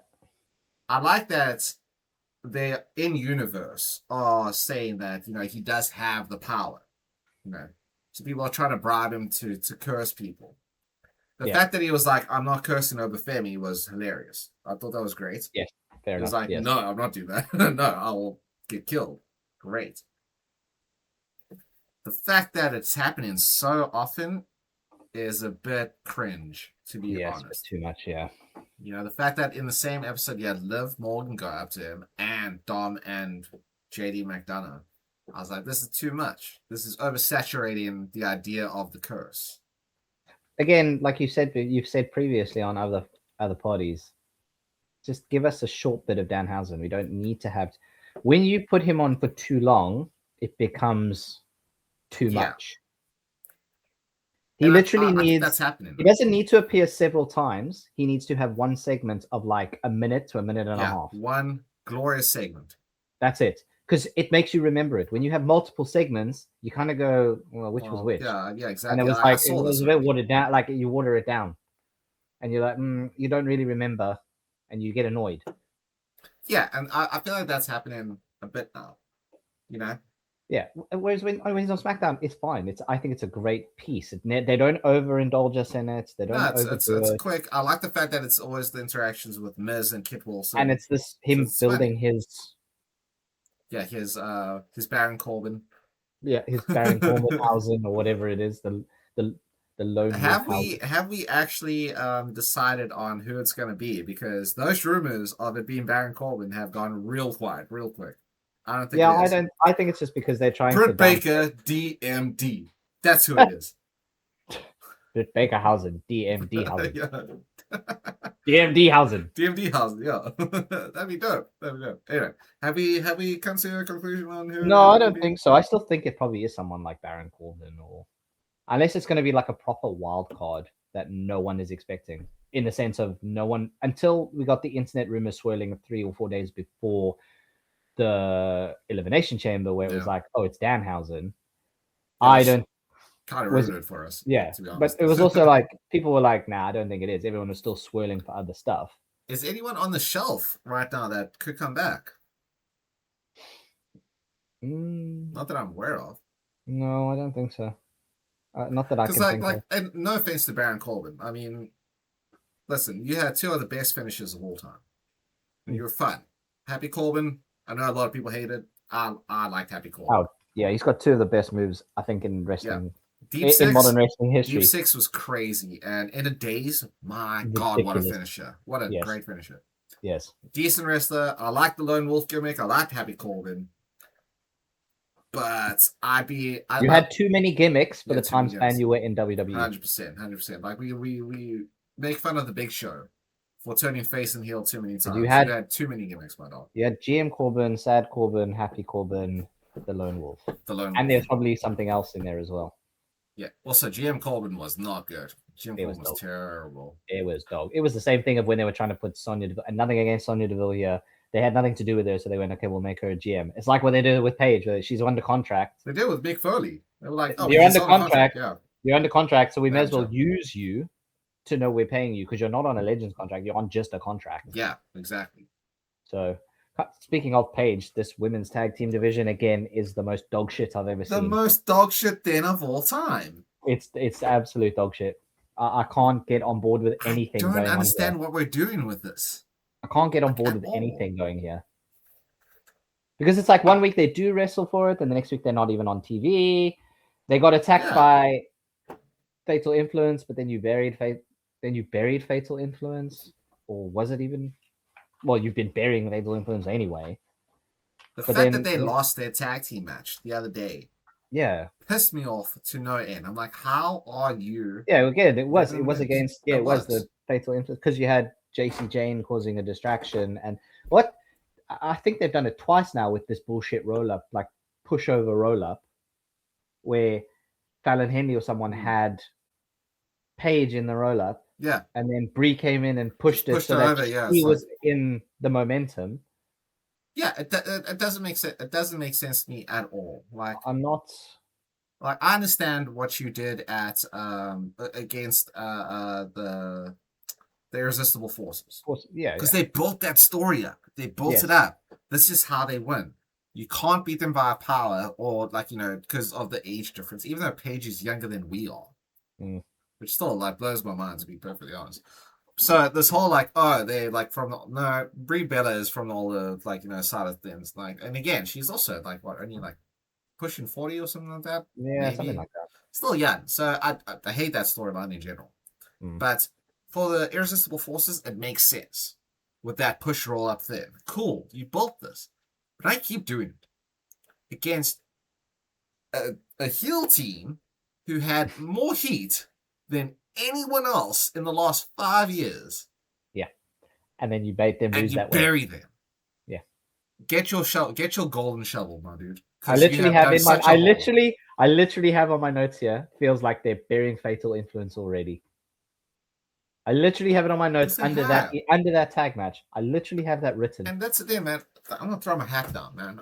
Look at my bald spot, dog. I don't get it. How can you, as a company, think to yourself, what we got to do is we got to take a team who has automatic heat. Yep. Make them lose a lot so they're not a threat anymore, and then rebuild them up later on to have that heel heat again. What the fuck are we doing? We're not doing anything of any common Actually, sense. no, I definitely need to wear a hat. Jesus Christ. It's fucking yellow. It doesn't make So- sense to me. So, I mean, they're bearing failure. Like, honestly, they did this. Oh my God. They're not pushing This anything. actually makes me crash out more than anything else. They did the same thing with the fucking Iconics. The Iconics were glorious. Oh yeah, fantastic. And funny and great and awesome. And they're doing the same thing with fucking Chelsea Green. Does Triple H? No, okay. I need to be careful what I say here because you do want to get sponsored by WWE at some stage. But Triple H, you don't book anymore. You're not the booker. I know you're not the booker, my dude. I know for a fact you are. TKO is the booker. Someone is forcing your hand. Someone's forcing your hand. I can feel it because at no stage should Fatal Influence ever be buried. They should be the new Shield. Yeah, they should be the women's version of the Shield. They should be wrecking fools. Because you can have JC, if you're going to do it that way, you can have JC Jane beat Tiffany, be the United States champion, have Fallon and Lena. They're an actual tag team. They have a tag team name. Win the title, win the tag team titles, and there's your Dean Ambrose and Roman Reigns and Seth Rollins are the women's version. Sorted. Done. They came in almost the exact same way. Yeah.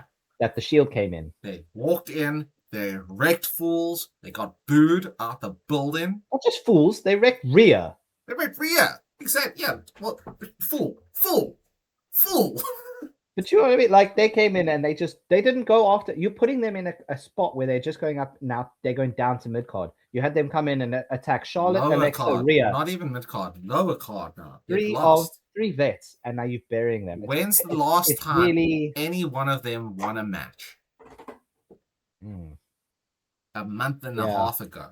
Yeah. You shocking, have buried them completely. Yeah. You have taken something that was red, like white hot even, and completely ruined it because that's what WWE does. They're like, no, you can't get over generically or like organically.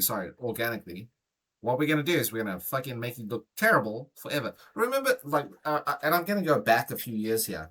Remember when you had the Wyatts, right? The Bray Wyatts, like his original crew, right? Yep. And he did the whole like embrace the hate thing. Yeah. He feuded with John Cena, but before that, he was trying to get Xavier Woods into that thing. And it was getting over because everyone was like, no, not Xavier. He's part of the New Day. Can't do it. And it got over and then they fucking buried that as well. They were like, no, can't have him join it because the New Day sells too much shit. What the fuck are you doing with Fatal Influence? They're not selling that many t-shirts. You could do anything. You have all this creative. You have a pot. This is a makeshift pot, everybody. Look at my pot. This is a great pot, right? There's so much creativity. And what you're doing is you're doing this. You're like, you know what I'm doing? I'm going to fuck it up with too much salt. Just dump the fucking... Like, what are you doing? I'm crashing out. That actually pissed me off. I love it. Fuck, dude. It shows how much we care. Yeah, because you know what? The fact that we have crashed out about these different things it shows that we care about something that we love. And hear me out, everybody on this one, right? What do they call? They refuse to call their wrestlers wrestlers. It's sports entertainment. Emphasis on the entertainment part. Yeah. You know what's entertaining? Watching the Fatal Influence destroy fools and get heat, and we can boo the shit out of them. Absolutely. You would have got more out of Fatal Influence winning that match and then going on to win the titles. Because that was just a standard tag match. That wasn't even for the women's title. No. You would have got more out of them winning and then going to another tag match, title match, and winning it. And you have an out. They can cheat. They're heels. Yeah. They don't have what to you're doing is you're basically making it look like Brie and Paige are cheating because they're doing these sneaky roll-ups, which is considered a heel move. Yeah, which is stupid. It's stupid. It's dumb. pointless. It makes zero sense to me. But there's nothing going on there. I just thought it was a good segue into that. So No, it was a good segue, and like you let me crash off for a little bit, which I appreciate. I do appreciate that quite you need a to bit. get it off your. You need to get it off your chest. It's healthy. Yeah, I just keep it in. I keep it internal for a lot of times until this podcast, and I'm like halfway through the week, I'm like yelling at my wife. I'm like, dude, JC fucking Jane. Out of nowhere, here I am busy making dinner, like flipping my steak over, Shouting at the steak. And another thing about you, shouting at the steak, makes you sure that it tastes terrible because you're so angry. So, the steak is well done, unlike the fucking rest of the I'm doing. And I overcooked my steak. Never have your steak well done, everybody. Cooking tips from Rone and Gozzy. Yeah, never. Medium rare. That's the way to go. Medium rare is the way to go. It's called rare for a reason. It tastes better. Anyway, we digress as per usual. Okay, so let's quickly talk about what's happening with LA Knight, my dude. What's happening with LA Knights? Yeah, I mean, he's having a crash out of his own. His promo was slick. That was nice. I think the crowd helped a lot. It was a bit.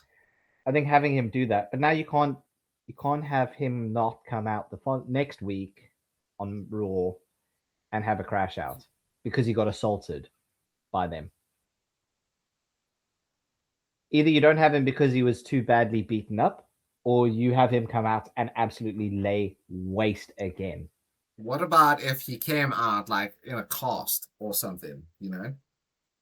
Like he's banned up and he comes out and just on the stage, wheels out in a wheelchair. Yeah, because it's a credibility of it.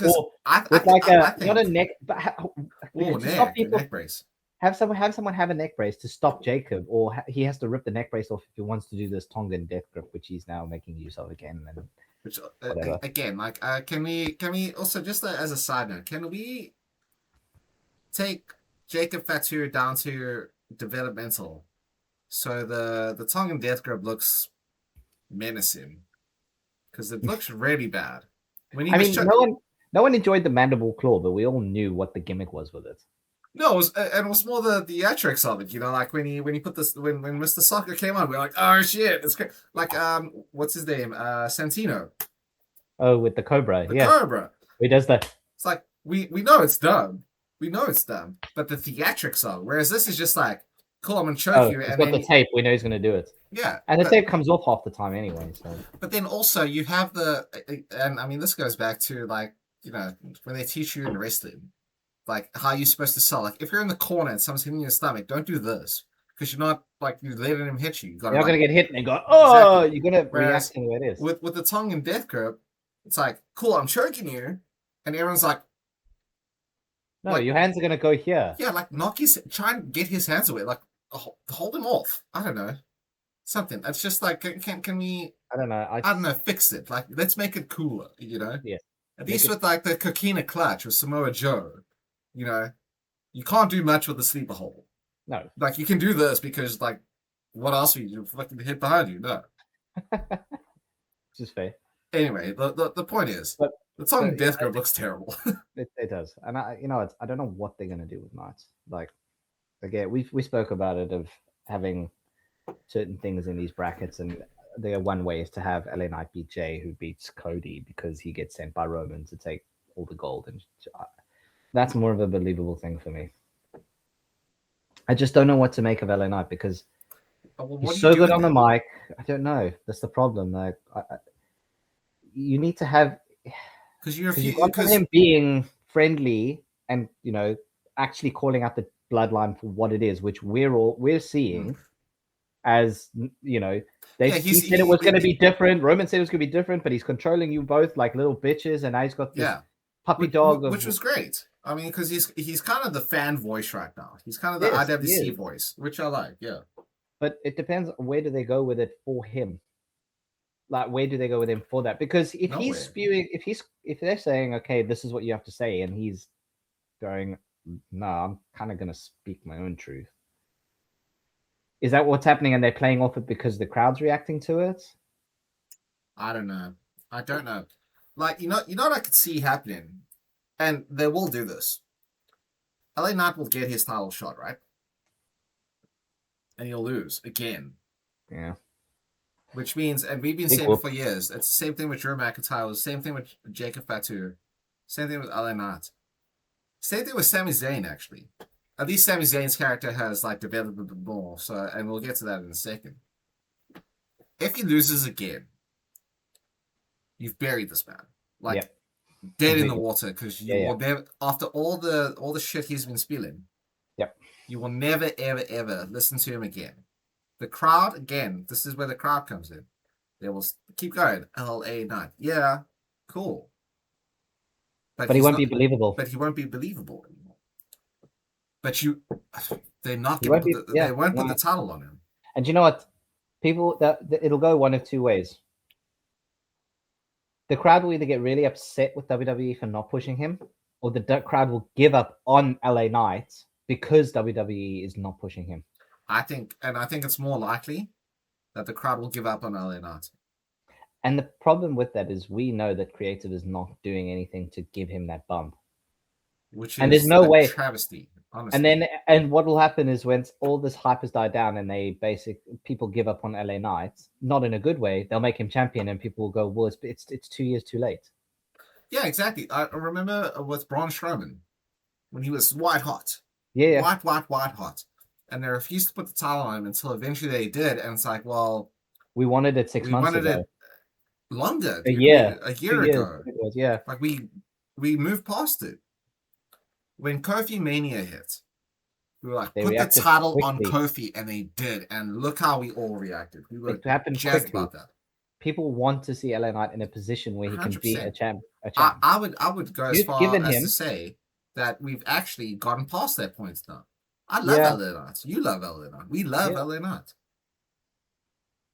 I've given up on him. I don't think he'll win the title. And when he does get, and this is the thing, is if they do make him a champion, I will go, cool, he's champ.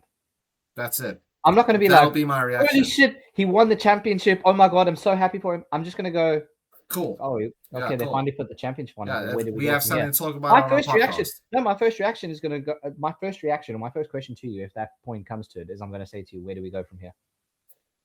Well, what do you do? Where do you go? I have nothing for you because it's too little too late. Is that why they're not putting the belt on him? Because they also think to themselves, they realize they fucked up. They must realize they fucked up, but they should have put it on him. When he was top notch, when he was like white hot, and they should have put the belt on him. It's been too long. Now it's like, well, if he does win, I mean, in all fairness, they do it with a lot of people. Like after Cody won the belt, let's be real, he didn't have the best title run of all time. Nah, not really. Yeah. I'm hoping for only saving grace if he ends up beating Gunther again. The only thing I'm hoping for is a full, which I will go ballistic for, is a full on CM Punk heel turn return. I will go fucking ballistic. This is the point to do it, because you, again, at the end of Raw after Mania, you initiated this conversation between Cody and Punk, and you just say the time, any place, anywhere type thing, and set it up. You set it up, and now you've buried it under all of this shit because Punk's taken a hiatus for whatever reason. Fair enough if he just needs a breather, cool, whatever. I don't care. That's fine. But make that go somewhere, because I haven't forgotten about it. And I guarantee you the rest of the IWC hasn't forgotten about it. No, we remember. Because that's the thing. We care about the product. We actually genuinely care. So let that... Dude, give me a proper heel Punk. Damn, that'd be dope. Run roughshod of it everywhere. You know what I'd like to see? Bring Punk back as a heel. Make a stable. I'm talking like old school straight edge society level. I was going to say something like that. With LA Knight. And hear me out. It's going to take a lot of exposition. LA Knight, Drew McIntyre. Ooh. Because then you have the two saltiest dudes on the planet. LA Knight's just been screwed over. Drew McIntyre's whole character was about how he was screwed over. Heel CM Punk. calling his shot. Those three as a stable. Take my money. Take my money, son. Because all you have is heel CM Punk, who comes back to his original default settings of WWE. He's like, I'm not here to make friends. I'm here to make money. And LA Knight, Drew McIntyre, myself, that's money, son. That would be good, actually. Right? WWE, what are we doing? We're coming up with these on the fly. What are we doing here for you? What are we doing? We are printing you money. I know you're one of our subscribers. I swear to God. For a fact. But it could, but that's what I'm saying. Like, I want that to happen because you touched on it. I think we can go into it. Sami Zayn now, or you could have CM Punk get Sami Zayn involved in that rather than LA Knight if Sami has if nothing comes to fruition. Because he's finally like, he's the last real good guy. Yeah. The only real good guy. But then you could have him intimate something of like that, and he's now, he's so pissed off and he's so run down by it that he's decided this is the only way that I can get somewhere or I can have a relevance. Also, why wasn't Sami Zayn in the King of the Ring tournament? Because they haven't pigeonholed anyone who was in those. Not pigeonholed. They haven't kind of rooted anyone into those, haven't they? That is like you had Trick Williams in one of the brackets, right? Yeah. But he's already a champ. Whereas you have the whole Sami Zayn character, which is like, I don't get the opportunities like a Cody Rhodes or something. Yeah, but you could have had. This is it. But you could have had Gunther in one of them while he was still competing with Cody. And then if he loses the match and he goes on and wins, he's like, I have a legitimate reason now to face Cody again. I'm not angry at it. I'm not. Actually, fuck that. What? That's a good point. That's a huge point. Actually, Gozzy, once again, why isn't Gunther in this tournament? He was the previous King of the Ring. If you won it before, you should be able to defend it. I'll go a step further. I'll go a step further. You should automatically be put in the final as the defending King of the Ring. As a triple threat. Jade Cargill won it last year. She was in the tournament. She should have been in the final. Triple threaded. Yeah. I'm fine with that. I'm actually okay with that. That'd be great. That'd be awesome. You could pull so many stories out of that. Mm-hmm. Fuck. Because why do you not get a chance to defend it? Yeah, you're the King of the Ring. You should never. Again, I'm going to go back to AEW. The Dynamite Diamond Ring. MJF is unbeaten. He's in every single one of those. He has never lost that Battle Royale. Well, there you go. Defend it. Don't just go, okay, well, I've won it already. I don't need to be in it. No, surely you want to be like the first 3-time King of the Ring or 2-time King of the Ring. Has anyone been King of the Ring twice? I don't think so. There you go, WWE. Number 1 subscriber. There you go. Give you another one. I'm trying to think. Has anyone ever won it twice? I don't think so. But King Woods, King Xavier, Gunther, King Corbin. True. Okay, that's another gimmick that we had with Baron Corbin. Triple H, Kim Booker. Kim Booker was great. Kim Booker, yeah. Stone Cold Steve Austin, Owen Hart. Yeah. It's quite a few, but again, no real. Edge won it. Yeah, no real 2-time winners. I don't think there's been any, to be honest. Let me Google it. Oh, that's our YouTube page. My bad. But yeah, I don't know. I agree with that actually. Why is he not defending it? Why don't they just make it okay? You have to. The winners of these, like you said, the winners of these brackets don't meet each other. They go into a triple threat to see if you can become the new. Yeah. So the final between the two is actually triple threat. So it would work now because if Gunther loses this match with Sami Zayn as the special guest referee. Gunther can go to Cody Rhodes, and we can just, it's fine. It's a legitimate way of extending the rivalry and going, oh, by the way, this way you could have had Liv involved without actually having been in the tournament and take a spot. Dude, you could have had Roxanne versus Raquel versus Liv Morgan.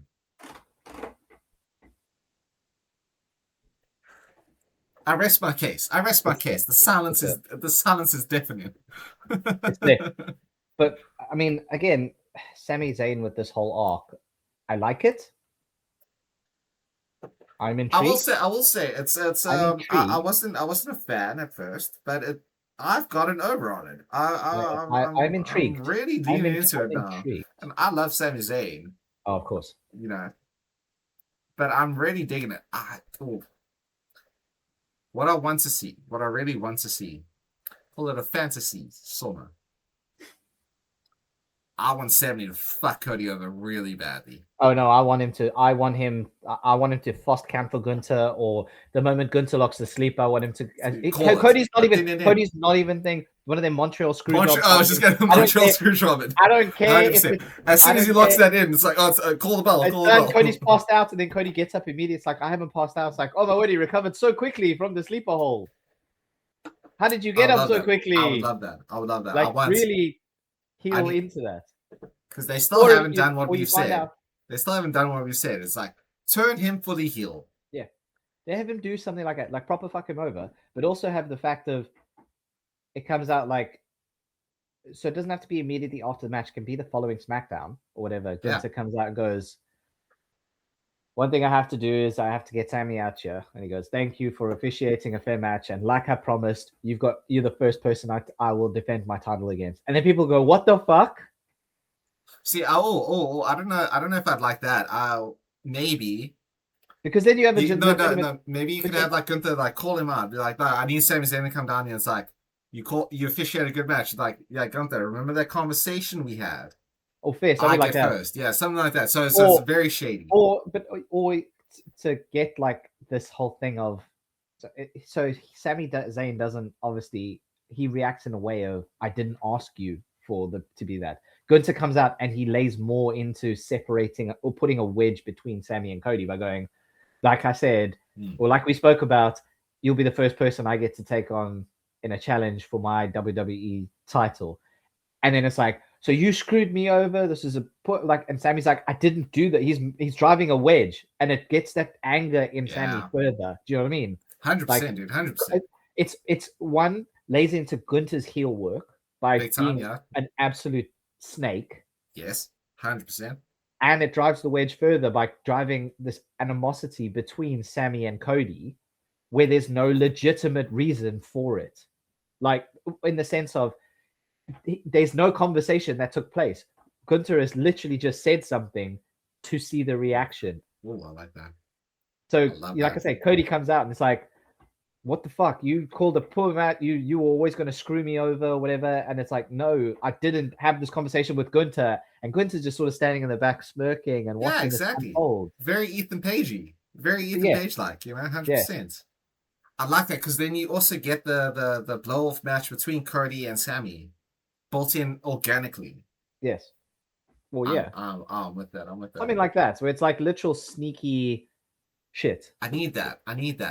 And then we get we don't get Sammy beating Gunther for another title, but we get a Gunther Sammy match, like to see, like, yeah, you meet me for the Intercontinental. See, not again. That there's an organic story there. Sammy's already beaten him.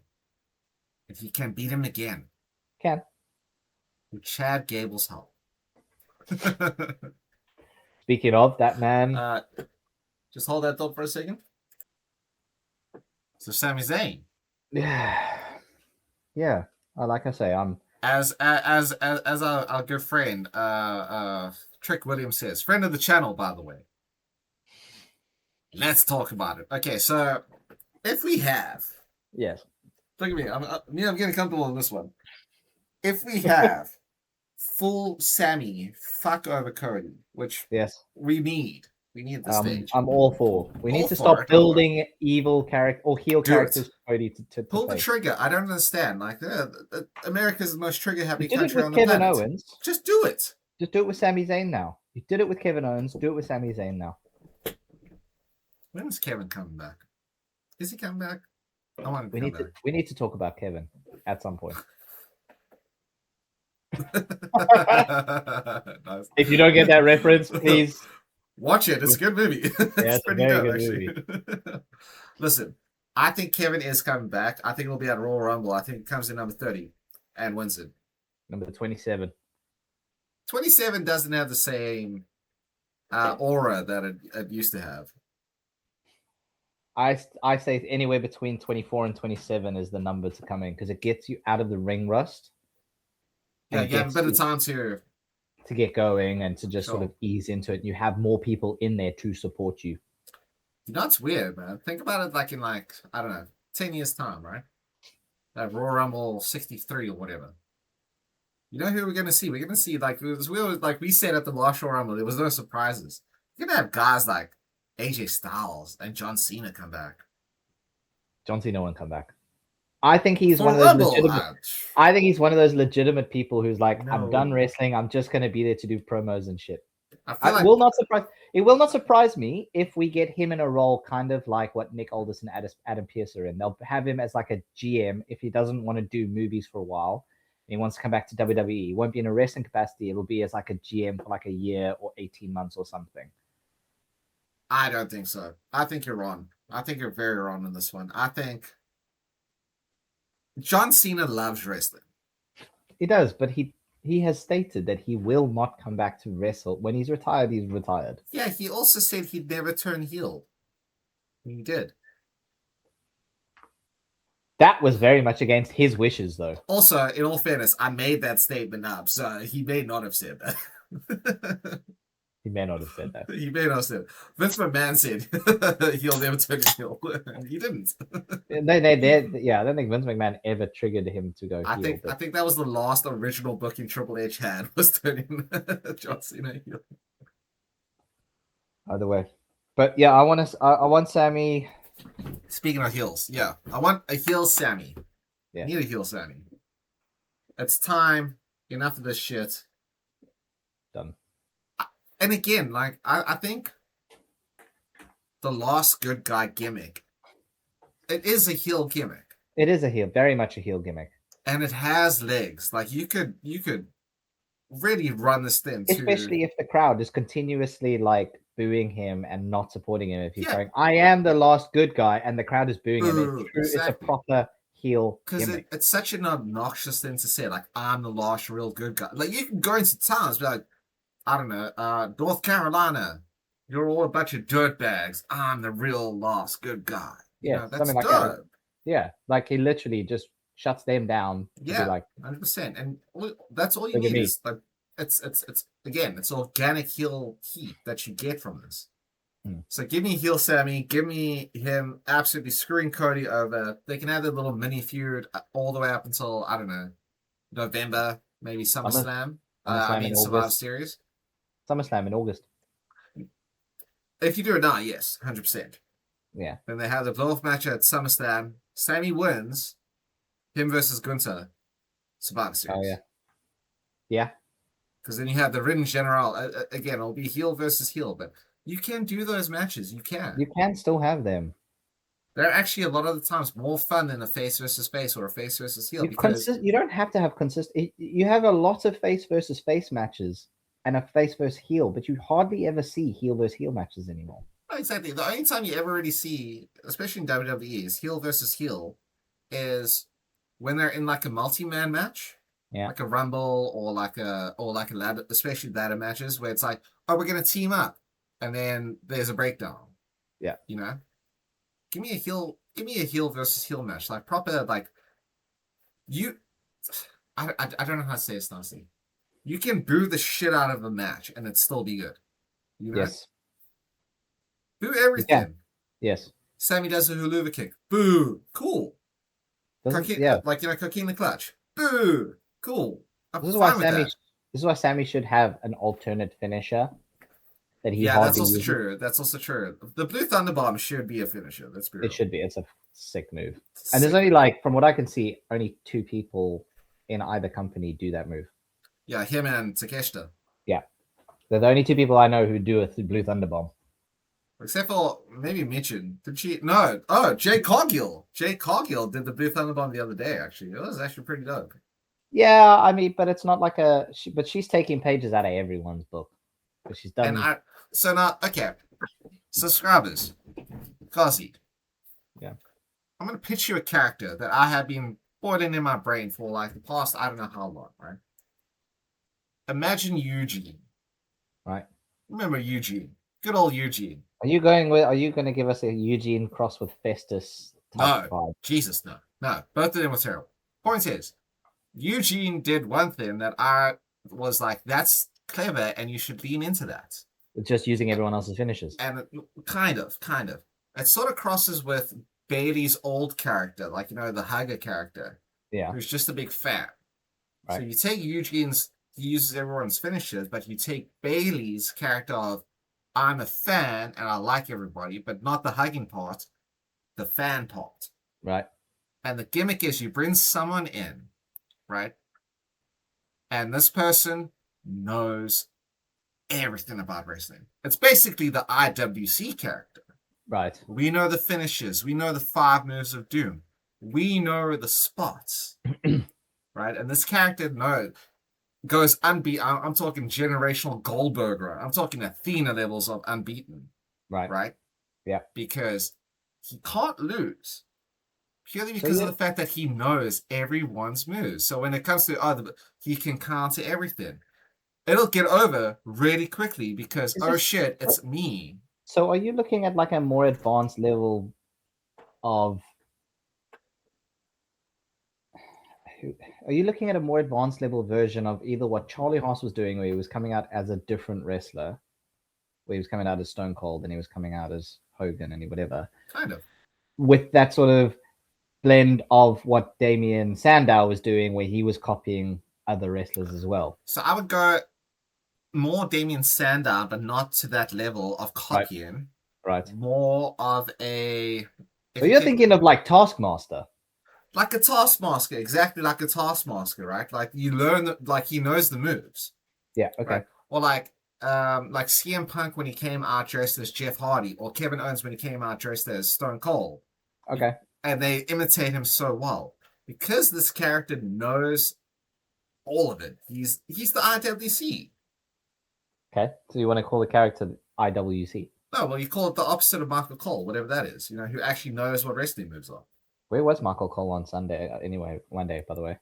Away from commentary, which is exactly where it needs to be. It was the one thing that, like, the first thing I picked, and actually, you know what? It wasn't the first thing I picked up. I was probably about 45 minutes in, and then I looked at the screen. Like, actually, I don't hear Michael Cole. Corey was talking to Joe Tessitore, and I was like, hang on, where the hell is Michael Cole? It took me 45 minutes to realize Michael Cole wasn't there, by the way. And how much more enjoyable was the show? All I'm saying is, no, look, I know I give Michael Cole a lot of shit. I do. Because I thought you were just going to stop your statement there. No, I do. I actually might. Yeah. I give Michael Cole a lot of shit. Let's move on. No, the point is, you know who also needs to be looked at a little bit more on commentary is Corey Graves.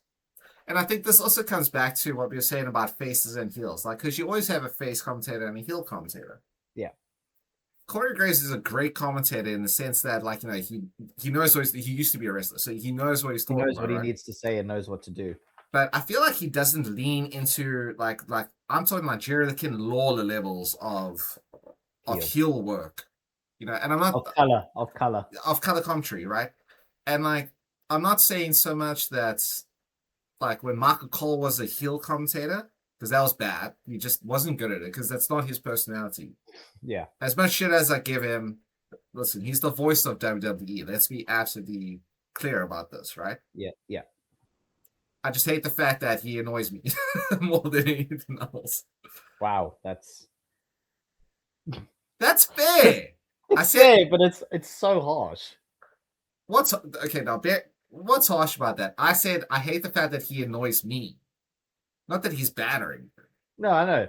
But the thing is, you can't do anything about something. You can't do anything about it when someone annoys you. No, it's opinion-based. It's very opinion-based. It really feels harsh in the sense of you can't when we were watching WrestleMania and you're like, you have a real vendetta against Michael Cole. I'm like, I don't have a vendetta against him. I just think he's annoying. It's just a personal thing. Fair. Again, I will say it loud and clear. Michael Cole, you kick ass, dude. You've been around for years. Well done. I hate your commentary. That's it. That's all I have to say. I don't like your style. It's opinion-based. He is good. I will say it. Very good commentator. There's a reason he's still there. Yeah, of course. But I also hate the fact that when he's commentating, he interjects himself into a lot of stuff, which I get. I mean, again, he's been around for 30 years. Point is, getting back to my point, Corey Graves needs to lean into his heel stuff far more. Wade Barrett is outclassing Corey Graves. Oh yeah, by a mile. By a mile. Because when he leans into his heel stuff, he leans into it, and it's really good. I love Wade. I love listening to Wade Barrett. Wade is honestly, he's in my top 5 of all time commentators. Honestly, I think he's really, really good. Interesting. We got like this one, JR number 1. Not so much now because he's older, but JR number 1. He's the voice Listening of it. JR back in the day, yes, JR. To this day, you and I still say by God and Slobberknocker. Yes, absolutely. For sure. Like it's absolutely class. Yes. Tempest from AEW is in my top 5. I would have Tony Schiavone in there in my top 5. I actually like Tony Schiavone's work as really a face commentator. He is better to listen to than Michael Cole. He's better to listen to as a face than Michael Cole. 100%, dude. 100%. Another person who is a great... I don't know if I'd have... I think because he's worked across so many different promotions, I probably would have him in my top 5, is Taz. Taz was great. I'd put Paul Heyman up there as well. Oh, yeah. Because like when Taz and Joey Styles were great. Yeah. On SmackDown, they were absolutely excellent. I love Taz so much. Even in AEW, he's really good. In TNA, he was fantastic. When he moved to TNA, he was fantastic. When he in that whole Aces and Eights, because he was an honorary member of Aces and Eights. And I would debate absolute beauty. I agree. And I would debate that he was actually better in TNA than he was in WWE at the time. Oh, by far. By far, right? By far. It's not even a debate. Not even a debate. So I'll put Taz up there. So, okay, so I got Tempest, Joey Styles. No, not Joey Styles. Sorry, I didn't say that. Tempest, Taz. This is not in order, by the way. JR. I put Wade Barrett up there. He's really good. He's so good. I'm having Tony Schiavone, JR, Taz. I will have Wade Barrett in there as well. Number 5 is difficult because I have a bit of a crux here because I got Bobby the Brain Heenan was so good. He was good. He was. But you know who's really, really, really good, and he was great in Ring of Honor as well, is fucking Nigel McGuinness. Nigel McGuinness is very good, but he doesn't commentate a lot. No, he doesn't. But if it's just like, but that's the same as saying Excalibur is also very good, but he doesn't commentate a lot. Sorry, my bad. I keep saying Tempest. No, not Tempest. Fucking Excalibur. That's who I'm thinking of. My bad. Excalibur is better for sure. It's tough, that actually. Yeah, the 5th one's pretty tough. It's a tough one. I think that would come down to a personal preference. Because I like Eric Bischoff. I'll give him my number 5. I'll say Paul Heyman during the JR Paul Heyman invasion era. Yeah, it's good. Actually, it's not a bad shot. I'd say Eric Bischoff before he was proclaimed to be the leader of the NWO was great in WCW as well. Also really, really good. He was so entertaining on the mic. He was so good. Okay, well, we got an impromptu top 5 of some sort. Well, now we got a new bracket. Who's the greatest of? I'm pretty sure it would be JR, but I mean, you also have like Gorilla Monsoon was really good. Much as his name is Dirt, Vince McMahon was good on. He was great. He was as a commentator. He was very good as commentary. He got you hyped. That's what you do as a commentator. You hype people up, right? You know, I mean, there's so many. Not Michael Cole. Sorry, Michael Cole. My bad. Friend of the channel, I assume.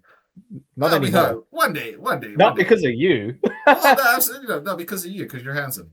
Thank you. Look at that big old bushy beard over there. Anyway, we digress once again. So, okay, so Sami Zayn, sweet. Hopefully he turns heel. Yeah. For me, I think maybe one of the things we need to obviously talk about, which blends into a lot of it, is this whole IC title thing. Because you've kind of taken Javon out of it so that he can concentrate on the King of the Ring stuff. Yeah. And you've blended in Rey Mysterio, which is not a bad thing for me. And Chad Gable. But that's what I'm saying. Like, Chad Gable is now in that picture. And I personally think Chad Gable will now be the one who dethrones Penta. Not out of a hatred thing, but because out of a respect match that comes, and he beats Penta because he's finally figured out how to beat a luchador. Because he was a luchador. And he gets his singles title run. I'm at the more that this is coming to fruition, and the fact that he lost the mask versus mask match, he's come out to help them. He's earning the respect. He's doing the apologies. He gets the match against Penta, and it's, I think, a shock win in the sense of you expect Penta to win and Chad Gable to be there, but Chad Gable ends up winning. And again, here you have a face versus face match. The crowd is absolutely behind Chad Gable. So now the thing is, he's turned face, sure, but he doesn't have the crowd behind him just yet, and that could be the turning point for him to get the cheers to win the title. Because, like you're saying, like he's learned, because that's the whole reason he became El Grande, right? Yeah, was he couldn't beat luchadors, so he needed to became to a luchador. So he found the respect. And I think how he gets his match is after Rusev and Ethan Page unmasked Rey Mysterio when he came out. Yeah, he came out to help. He came out to help. And you didn't know which way he was going to go. Yeah, he looked at the mask. Which I thought that was the best segment of Raw. It was the best fantastic. segment. It was fantastic. I was like, I know he's on this little redemption arc, but do we still have a little bit of heel Chad in there? But that was the thing. They laid the foundation of him when he looked at it, and then he grabbed the mask. Oof. And when he was holding the mask, was it going to be like a disrespectful thing and put the mask back on to go, shit, I've been so used to wearing this for a year. Oh, can you imagine if he turned double heel and he put Rey Mysterio's mask on? That would have been insane. He didn't, but that would have been crazy. You know what I mean? Like he looks at it kind of like, I've been wearing this for a year, it just feels right, and then he puts Rey's mask on. I do like that he held it so long. I do like. I mean, the thought process. Like it was like, I know what this means. I thought it was great. Honestly, it was segment of the week for me, for real. I thought it was so good. I think they're laying into the intimation of that he's probably gonna. He might. Well, not might, but he will obviously get. He'll obviously get the respect back from Otis and Tozawa. And Maxine. There was a big segment on Raw. Maxine's still chatting with Austin Theory.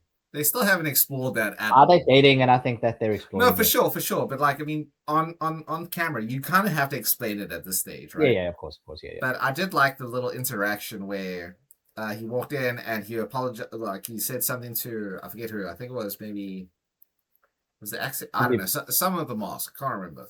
It was either Dragon Lee or. It was Dragon Lee. It was Dragon Lee, right? So it's like, yeah. Blah, blah, blah. He's apologized to Rey. He's a Phoenix. He's apologized to Rey Mysterio, and he's apologized to Dragon Lee. And Penta. But Dragon Lee was the latest one. And then as he's walking off, he has Maxine and Austin Theory chatting, and nothing. I reckon she could be the first female to be attracted to being part of the Vision.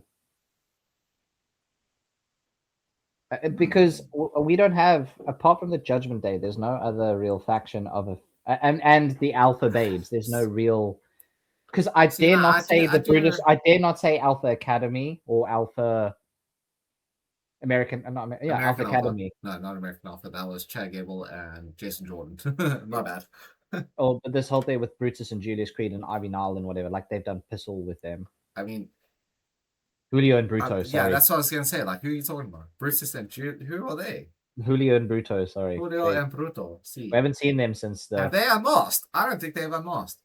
No, but we haven't seen them since the thing. So they might be working in AAA, and then you could get him reforming with the Alpha Babes of Otis and Tozawa. I wouldn't like to see that, to be honest. I don't want to see it, but maybe but again, like it's the redemption arc. It's like they were, because Ray said to him, we accept your apology. But there were things that happened long before you became a luchador. Yeah, which also, again, there are people you need to apologize to, and that happened long before. And it's realizing, if you're not picking up on these little intimations, are you actually paying attention? And those are the two people he needs to apologize to have the full respect of the locker room back. Sure, 100%. I mean, you got to shout out the writers here, because what Ray said to Chad Gable was huge. Yeah, and it landed. It landed. So when we know the story. We watch it every week. I was like, oh shit. When he said that, I was like, damn. He's not around. And then they followed it up with the whole interaction with Maxine, where Chad Gable walked, saw her, was like, oh, fuck. I'm not ready for this conversation. Yep. I need to build up the courage Yeah, for it. and Maxine was having none of it as well. So her facial expression was absolutely top tier. This was you walking up to a goal. I say you, but I mean like you as a general. Oh, yeah. At a nightclub, be like, hey, fuck, I'm not gonna, no. No. I just got told, fuck off with eyes. You know? Okay, I'll just keep walking past Yeah, you. okay, cool. No, I'm coming to speak to you, and it's like, no, like, anyway. That's fine. I was not coming to speak to you. I was actually heading to the bar because it's right behind you. Yeah, if I had a boyfriend, had eyes, it'd be Maxine at that stage. No, it was great, and I mean, like what they're doing with Chad Gable, building him up, and his match against and Rusev like, was a good, solid match. Here's the thing, I want to see him beat Penta because of that story arc. I do. I think that'd be amazing.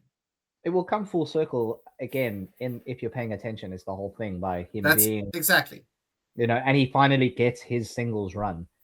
Penta loses to someone who understands what it means to be a luchador, to be to want to be a champion, and to fight for the respect of others rather than just winning the title or being a dick. Agreed. But I don't want him to win the Intercontinental title. I want Ethan Page to win it. I'm on this. I don't care. I'm on this wagon. I want Ethan Page to win it. I want Chad Gable, who should have been in the King of the Ring tournament, but anyway. I want him to win the big one after this. Oh. I think his arc. So here's my fantasy booking, real quick, right? He's going on this arc. He gets the title match between him and Penta, but Ethan Page has been in Adam Pearce's ear, and technically Ethan Page should be in this conversation, right? He's got Rusev, backing him up. Cool. Yeah. Triple threat. Rusev tries to interfere, but accidentally costs Ethan Page his stand, but also because of that, also cost Chad Gable. Okay. So you have Penta retain, because I like Penta as Intercontinental title with his Open Championship. I think it's great. But because Chad Gable doesn't win that, he's like, well, I had you beat. But actually, I realized something. This was a full circle moment, and I didn't beat you on this night. But that's not because I couldn't. It's because I didn't want to. This isn't the title I want. This isn't the title I want. I learned how to be a luchador, not to win the Intercontinental title. I helped Sami Zayn win that title. I'm no longer the coach. I am the original El Grande, and I can beat Gunther. And he beats Gunther for the title. Okay. So what if you have... That's good, but I want to give you a notch, right? So what if we have Sami leaning into the full heel mode, gets a match against Gunther, wins the title. Oh, and then you have... That's better. That's Gable versus... You have Gable versus Sami, because Gable was the one who taught Sami how to beat Gunther for the Intercontinental Championship. And he never got a match. Never got a proper match. Ooh. And then you have Gable cashing in on Sami for the World Heavyweight Championship. Good. That's too good. I love that. That's better. This is what I'm saying. You book better than I do. 100%. Because it gives something fresh. It gives us characters that we like. It gives us wrestlers that we appreciate. Two of the best wrestlers on the roster. Easy. So why not? Like, again, we want to fancy book this, but why not? You can do it down the line. If WWE is saying we're planning 2 years in advance or a year in advance, why can't that be a part of the plan? It should be. It should be a part of the plan. I don't understand why it's not. You have, again, these are actual stories that we care about. We don't care about the bloodline. No. We don't care about the MFCs. What we care about is Chad Gable's off. What we care about is the history. I think Chad being in this El Grande versus original El Grande thing, that in AAA for me, because they publicized it so much on WWE television, surpasses the fact that Dom is the AAA champion, right? I agree. In the sense of that became a main event away from what should be the main event, being the title picture. Yeah, That absolutely, 100%. that means he can hold this that and I know it's I wouldn't say small. I have to say smaller promotion, but it's not, okay, because it's Mexico's biggest promotion. Sure. But him holding his own and in a place like that, it's a different environment, it's a different language, it's a different culture. But him holding his own and running through a main event storyline for well over 8 months, Yeah. proves he has the ability to do it. So why not? I want to see something different. I want to see some interjection of these kind of character, these superstars and these wrestlers being in these positions. Give me Chad Gable versus Sami Zayn for the World Heavyweight Championship. Ghazi, I'm going to be absolutely real with you. I see nothing wrong with that. See nothing wrong with that. That's excellent. That makes sense to me. I would watch. I would. What's the word? I would eagerly await every Monday Night Raw if that was the case, and that's the story they're going for. Or Friday Night SmackDown or whatever it was. Whatever. If they were running that. Because I would actively be like, I need to watch SmackDown today live, 3:00 in the morning here. To because see you want to what, see it. because I want to see it. I don't want the spoiler in the morning. I want to watch it immediately. That's awesome. That's what we care about, right? That's wrestling. That's why we watch wrestling. There's a reason we still go yes. Yeah. There's a reason we still talk about Kofi Mania. There's a reason we still talk about Bray Wyatt as the champion. And it wasn't a good championship run for Bray Wyatt. It wasn't. But we wanted Bray to win it. It's those stories. Yeah. This story writes itself. Chad Gable should be, and he should have been years ago, the new Kurt Angle. Yeah. And I'm so down and with that. You make Kurt Angle as a world champion. Who says? And for me, Gable's better on the mic. He's better wrestler. But then Kurt Angle. Yeah, personally, I think he has. On the mic, wrestler. I'll debate you on that, but on the mic, Kurt Angle was gold. He was gold, but I think he I don't think he went through the same shit that Gable had to go through, and Gable proved he could do it one way or the other. Kurt Angle lost his hair. Chad Gable had Shorty G. Chad Gable had Shorty G. He had. I'm sorry. I'm not matching that. Fuck, my bad. You are 100% right. That redemption arc that he's had since Shorty G has been incredible. I'll never forget that promo. It was like, yeah, I'm short. Call me Shorty G. I'll never forget how terrible that promo was. He fought through it. Bear in mind, he killed that promo actually. Like I was like, oh yeah, hell yeah, Shorty G. With the shit that he was given. And oh my god, his feud with Baron Corbin after that. My soul, that was bad.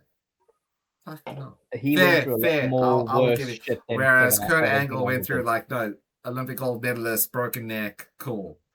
European. He was great on the mic. Don't get me wrong, but Kurt Angle was immediately wanted to be inserted in a main event storyline. Chad Gable is fighting to get to that point, and he has gone through a lot of shit to get to that point. And he, for me, is one. He's brilliant on the mic. He's great on the mic, and he is a okay.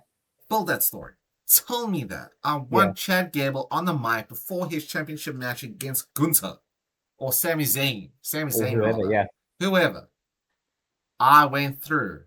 I was an alpha. I was American alpha. I went through this. I was Shorty G. I lost my best friend tag team partner because of his neck. I had to find myself to be the best version. I had to pretend to be someone else to be my best version by being a luchador. My dude. Goosebumps again. But again, this is what I'm saying. Like, there is a full circle moment on this for Chad Gable, and it's very rare in especially in WWE that you have like an organic sort of redemption arc, and this is like they had one with Finn Balor, and they fucking pissed that away. And I'll never forgive WWE for that. I won't. They can't piss this one away. This one, by the way of it, this is great. Put the title on Chad Gable, like the main title. I'm talking World Heavyweight title. on Chad Gable. This redemption arc, it writes itself. Ain't nobody care about the bloodline. Nobody cares about Cody Rhodes. We haven't spoken like we've been on this podcast for 2 hours now. Haven't mentioned Cody Rhodes once. Because there's nothing to mention about him. No, what does he do? And Roman Reigns we've mentioned because of what's going on in the bloodline storyline, not Roman Reigns. No, we spoke about Gunther for a good little portion.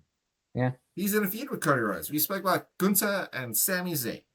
Yeah, the two more important factors in. Yeah, we spoke about Jey Uso and Jacob Fatu, not Roman Reigns. We don't care. No, we care about. We care about Chad Gable getting that big one. I'm sold. SummerSlam. Why he's not in King of the Ring is good. The fact that he isn't King of the Ring is crazy. It's madness. It's like, I know everyone says like, oh, Io Sky's the best wrestler on the roster, and Io Sky is phenomenal. Yeah, she's phenomenal. She knows Chad Gable. No. But I mean, it's the one thing, I'm not a huge fan of JBL, but I will give him props, and he's been saying for like the last 2 years, that Chad Gable is the best wrestler in WWE at the moment. I think he said in the world. I wouldn't go with that, but top five. Well, top five definitely. Yeah, top five in the world right now. I mean, right now. Ooh, that's a tough list. Ospreay. Oh, Ospreay's definitely there. Gable. Takeshita. Takeshita. Oh, Okada. You got to put Okada up there. I'd have that. I'd have that 4, and then the 5th one would be a tougher one. I want to say Swerve, but he hasn't wrestled that much. No, I wouldn't say Swerve on that. Actually, no. I think the only WWE wrestler who makes that list is Chad Gable, because I would argue the case, if you wanted to, that MJF should be in that top 5. Oh, I didn't put MJF on this list because he's number 1 forever. Okay, there you go. But that's the top 5. No. MJF is on the list of his own. Yeah, separate list. Fair. He's the GOAT. Fair. He is the GOAT. I genuinely think like he's not lying when he says he's a generational talent. We started wrestling Attitude Era late, right? Like sort of 97, 98-ish. Yeah. So we know generational talents. Stone Cold, Shawn Michaels, The Rock. We had John Cena. We had Batista. Yeah. Not generational talents. They were incredibly good. MJF generational talent. He's on the list of his own. I would put him on my top 5 because he's numero uno. If there was a Mount Rushmore, he's there 4 times. I like that. But if not, then yes, MJF would be my number 1. But there's only one wrestler from WWE, like you said. That's Chad Gable. I don't think there would be anyone else for me who should be there. I'm trying to think. I mean, I would like to put like from WWE. From WWE. I'd like to put like a Rey Fenix there because, I mean, again, incredible wrestler. You don't see him enough. No, I don't think you can. Like, Pence is really good, but top 5, not so much. No. Entertaining. Entertainment-wise, sure. Javon, same as Javon, right? Entertaining. Even good wrestler, entertaining. Over is entertaining. Entertaining as hell. But Will Ospreay? Not a chance, you know? If you're going, okay, so that, I suppose, is not fair to say that. You'd have to say like male and female class. Well, I think the women's division's tougher. Yeah, but that's what I'm saying. You'd have to say male and female class. Like, well, who would you put in your top 5 right now? Women's wrestlers. Women's? Yeah. Athena. Hands down, sure. I probably have Tekla in there. Oh, okay. I would probably have Tekla in there. I think I'd have. I would put Io Sky there. Io, yeah, I would put Io in there. Again, if as a biased man, I'd put Kairi Sane up there, but that's just me. Not in top 5 right now. It's yeah, but those 3 I think probably would be certains for me. The other 2 is quite difficult because there is a class of women's wrestlers who are so good it's hard to differentiate them. Sure, I feel you. You know what I mean? Like, it's very tough. It's very, very tough on that. I think it's so tough actually. If you can run through a list easy, it means that there's something about them that stands out. When it's harder to make the list, Sure. it means there's a lot of factors that are playing into That's very their true. choice. So, like, again, MJF, Osprey, Chad, Takeshita, Okada. Easy enough to pick those top Easy. five. Yeah, 100%. Easy enough to look at every male wrestler and go, Because I will say, besides Io Sky, I don't think I put another WWE wrestler on that top half of the women's. So like, yeah. don't get me wrong. I mean, obviously you have your Beckys and Alexa and Charlotte, and like they're all very good. Rhea Ripley, really, really, really good. Nothing that stands out, you know. That's what I'm saying. Like I would Tekla stands lean, out to me because of just her technical abilities. She's worked again in all the yeah. different promotions. She's I mean, brilliant as a wrestler. if Love we're Tekla. going like just AEW and WWE, sure. But if you go New Japan or But that's what I said, Start, Athena, because technically Athena's Ring of Honor, and she's Athena Ring of is Honor, exactly. But I mean, unbelievable. like, you have Starlight Kid, who's incredible. Seen some of the stuff because you showed me what she's done. But You're welcome. thank you, kind sir. I can't wait but I know we're getting very much off topic on the WWE chat, but I'm looking forward to Forbidden Door so much. I think that show is gonna pop off. Zack Sabre Jr., Kenny Omega. Oh, that's gonna be unbelievable. I mean, I think maybe we didn't put Zack Sabre Jr. and Kenny Omega on our top fives. I know, and that's tough. That's tough. It's tough, but that's gonna be a showstopper. I think I think Starlight Kid versus Tekla, bro. That's gonna be insane. That's what I'm saying. Like, I think what we need to do there is then maybe, if there's something else to talk about WWE, save that for the AEW pod on the weekend. Sure, fair enough. Well, I mean, do we have anything else for? I don't believe there really WWE? is, because there's not much going on in the US title picture. You basically just got the Trick, Mello, Saints triangle. Yeah, which I mean, we know Ricky Saints isn't gonna win. There's not much. We know Seth's facing Braun. Boo. So bored of that as well. Again, that's just that should have finished at Backlash. It should have finished at Mania. It should have finished at finish that. Yeah. So that's what I'm saying.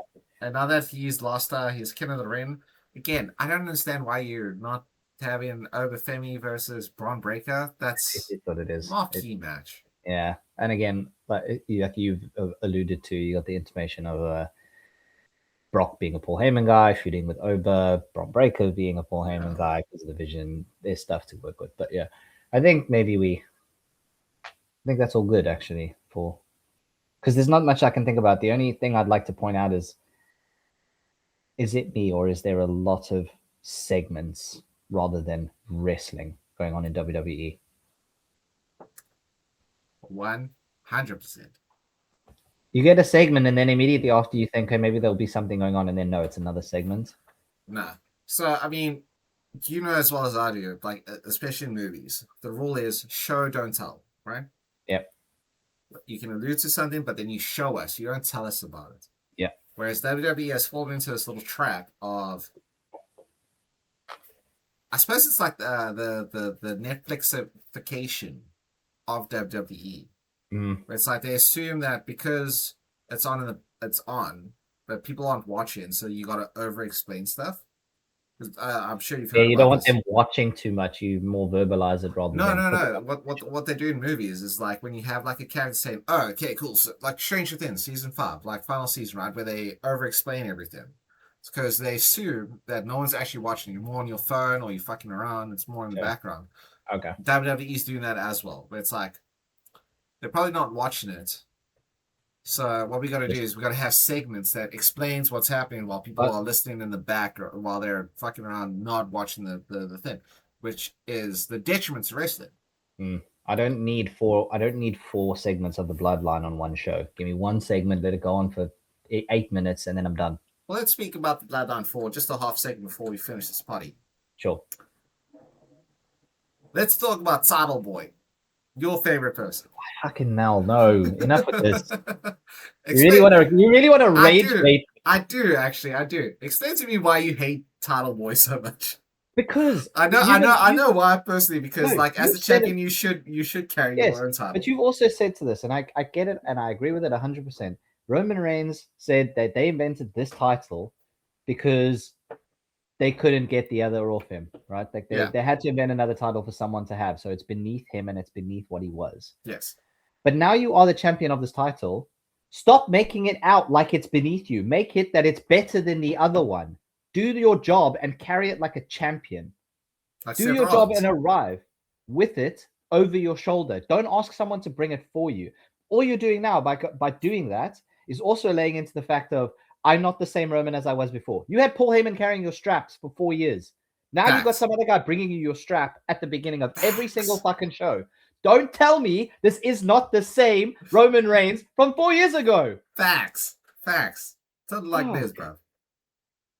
That's why it pisses me off, because you're not laying into the fact of you are a new person and this is a belt that you want to make better than the new one or the old one or whatever you want to call it. You want to make this title relevant and you want to make it better because it was a title created to rival you and be beneath you. Sure. Do your job and be a champion. Have it around your waist. Have it over your shoulder when you get to the building. Don't have someone transport it for you, give it to you, carry it for you, because you are literally being the same dictator that you were when you started the bloodline.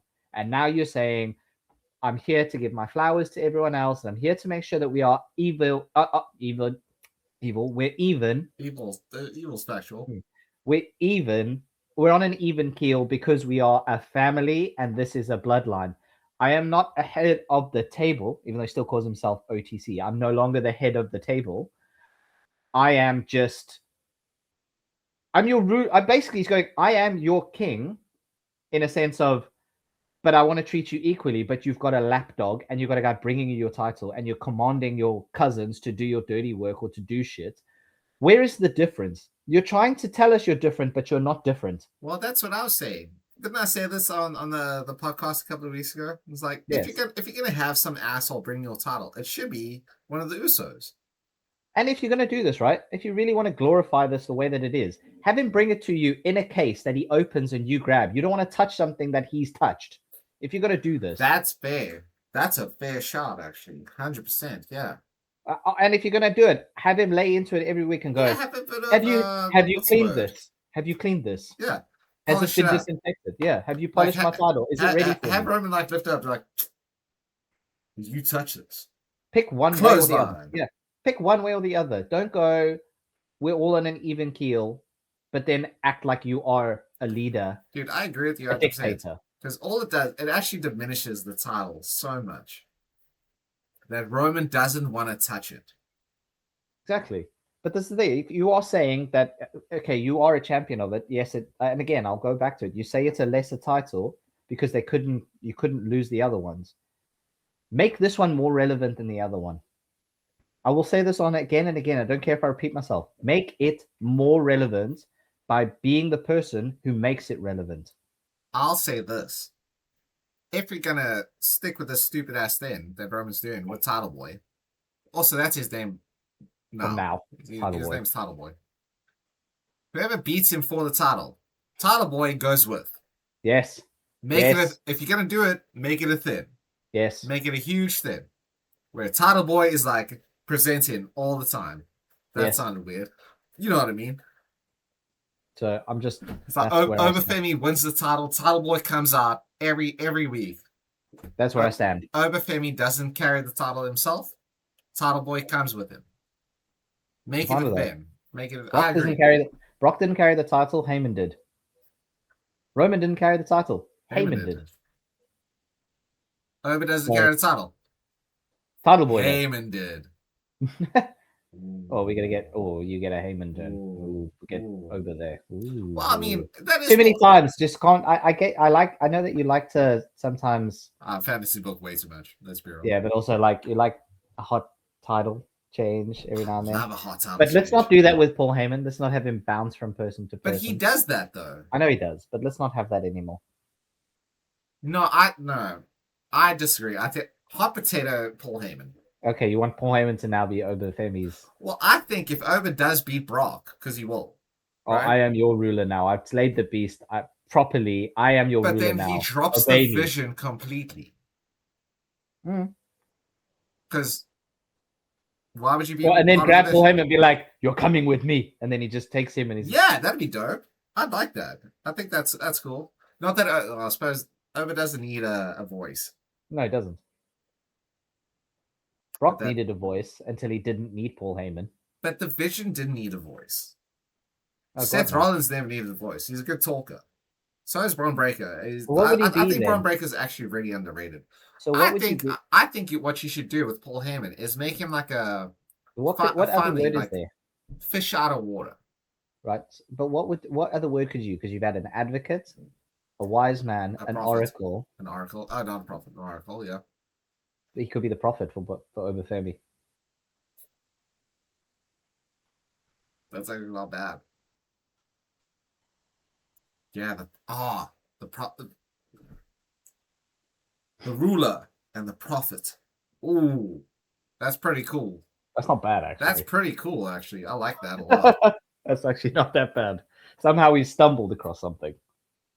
As we do a lot. As we do. Many times. I like that because as the prophet, it is written. Oh. That the ruler. It is written that you shall not beat the ruler. Yeah, it's written. The ruler wins. You have to do it with a Nigerian accent. No, I'm not doing that.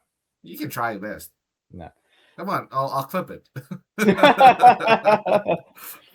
Oh, thanks. I can't be the only one who did a really terrible Nigerian accent on this podcast. What was it? No. But what's the thing? Like he says, this. What was the thing that he said to Paul Heyman?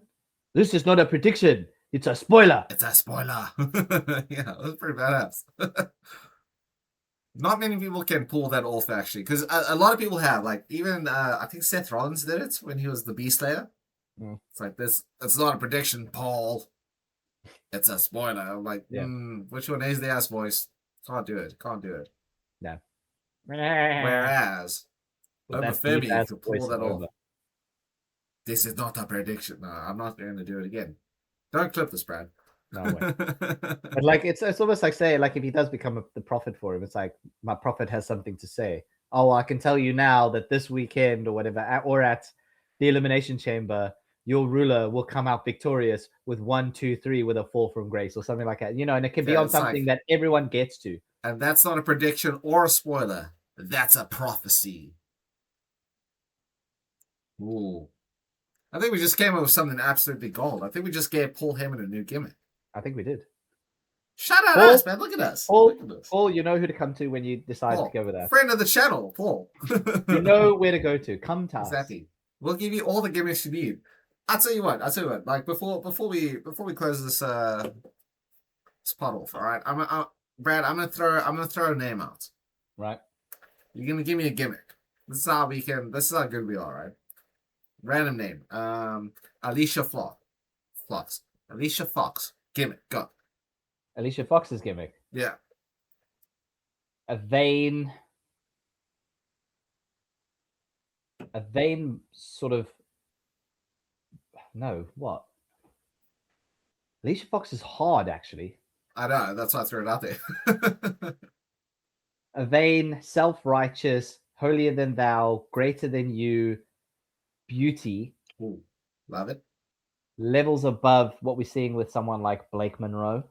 Oh, okay. I like that. But doesn't have to be too loud, just has to be sharp in comments. So sharper than what Jade is, what people wanted Jade to be. Yes.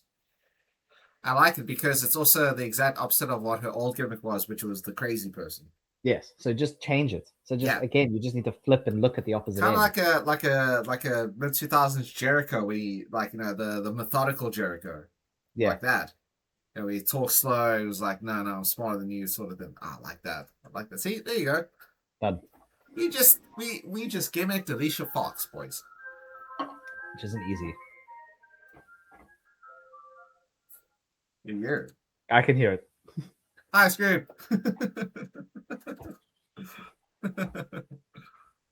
No, it's outside my house. I know it's outside yours. That's why I thought the cat jumped out the window. So I was like, what the hell? I'm on the second floor. God, the cat jumped out the window. No, he wasn't looking for ice cream at all. Anyway, we digress. Okay, that was our very long, very conclusive Raw and SmackDown recap for the last couple of weeks. We do apologize again that we've been amiss for a little bit, but we hope you enjoyed it. And we would like to say, if anybody is listening, we will have our first on-hand experience on Monday night, as we will be going to Raw in London at the O2, courtesy of Quadrix. Shout out Quadrix. Shout out Quadrix. Thank you very much for the opportunity in taking us there. Really appreciate it. So we're gonna chant so hard. Overfit.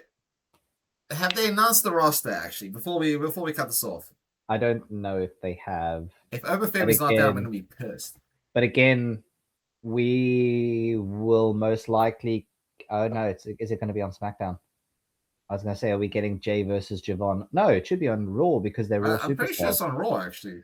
So it could be this Sunday on Raw because Saturday is Night of Champions. This Saturday. No, 27th. Next week Saturday is Night of Champions. I was like, so it could be that we get it on. We could get it on Raw, or it will be on tonight's SmackDown. Interesting. Are we getting any?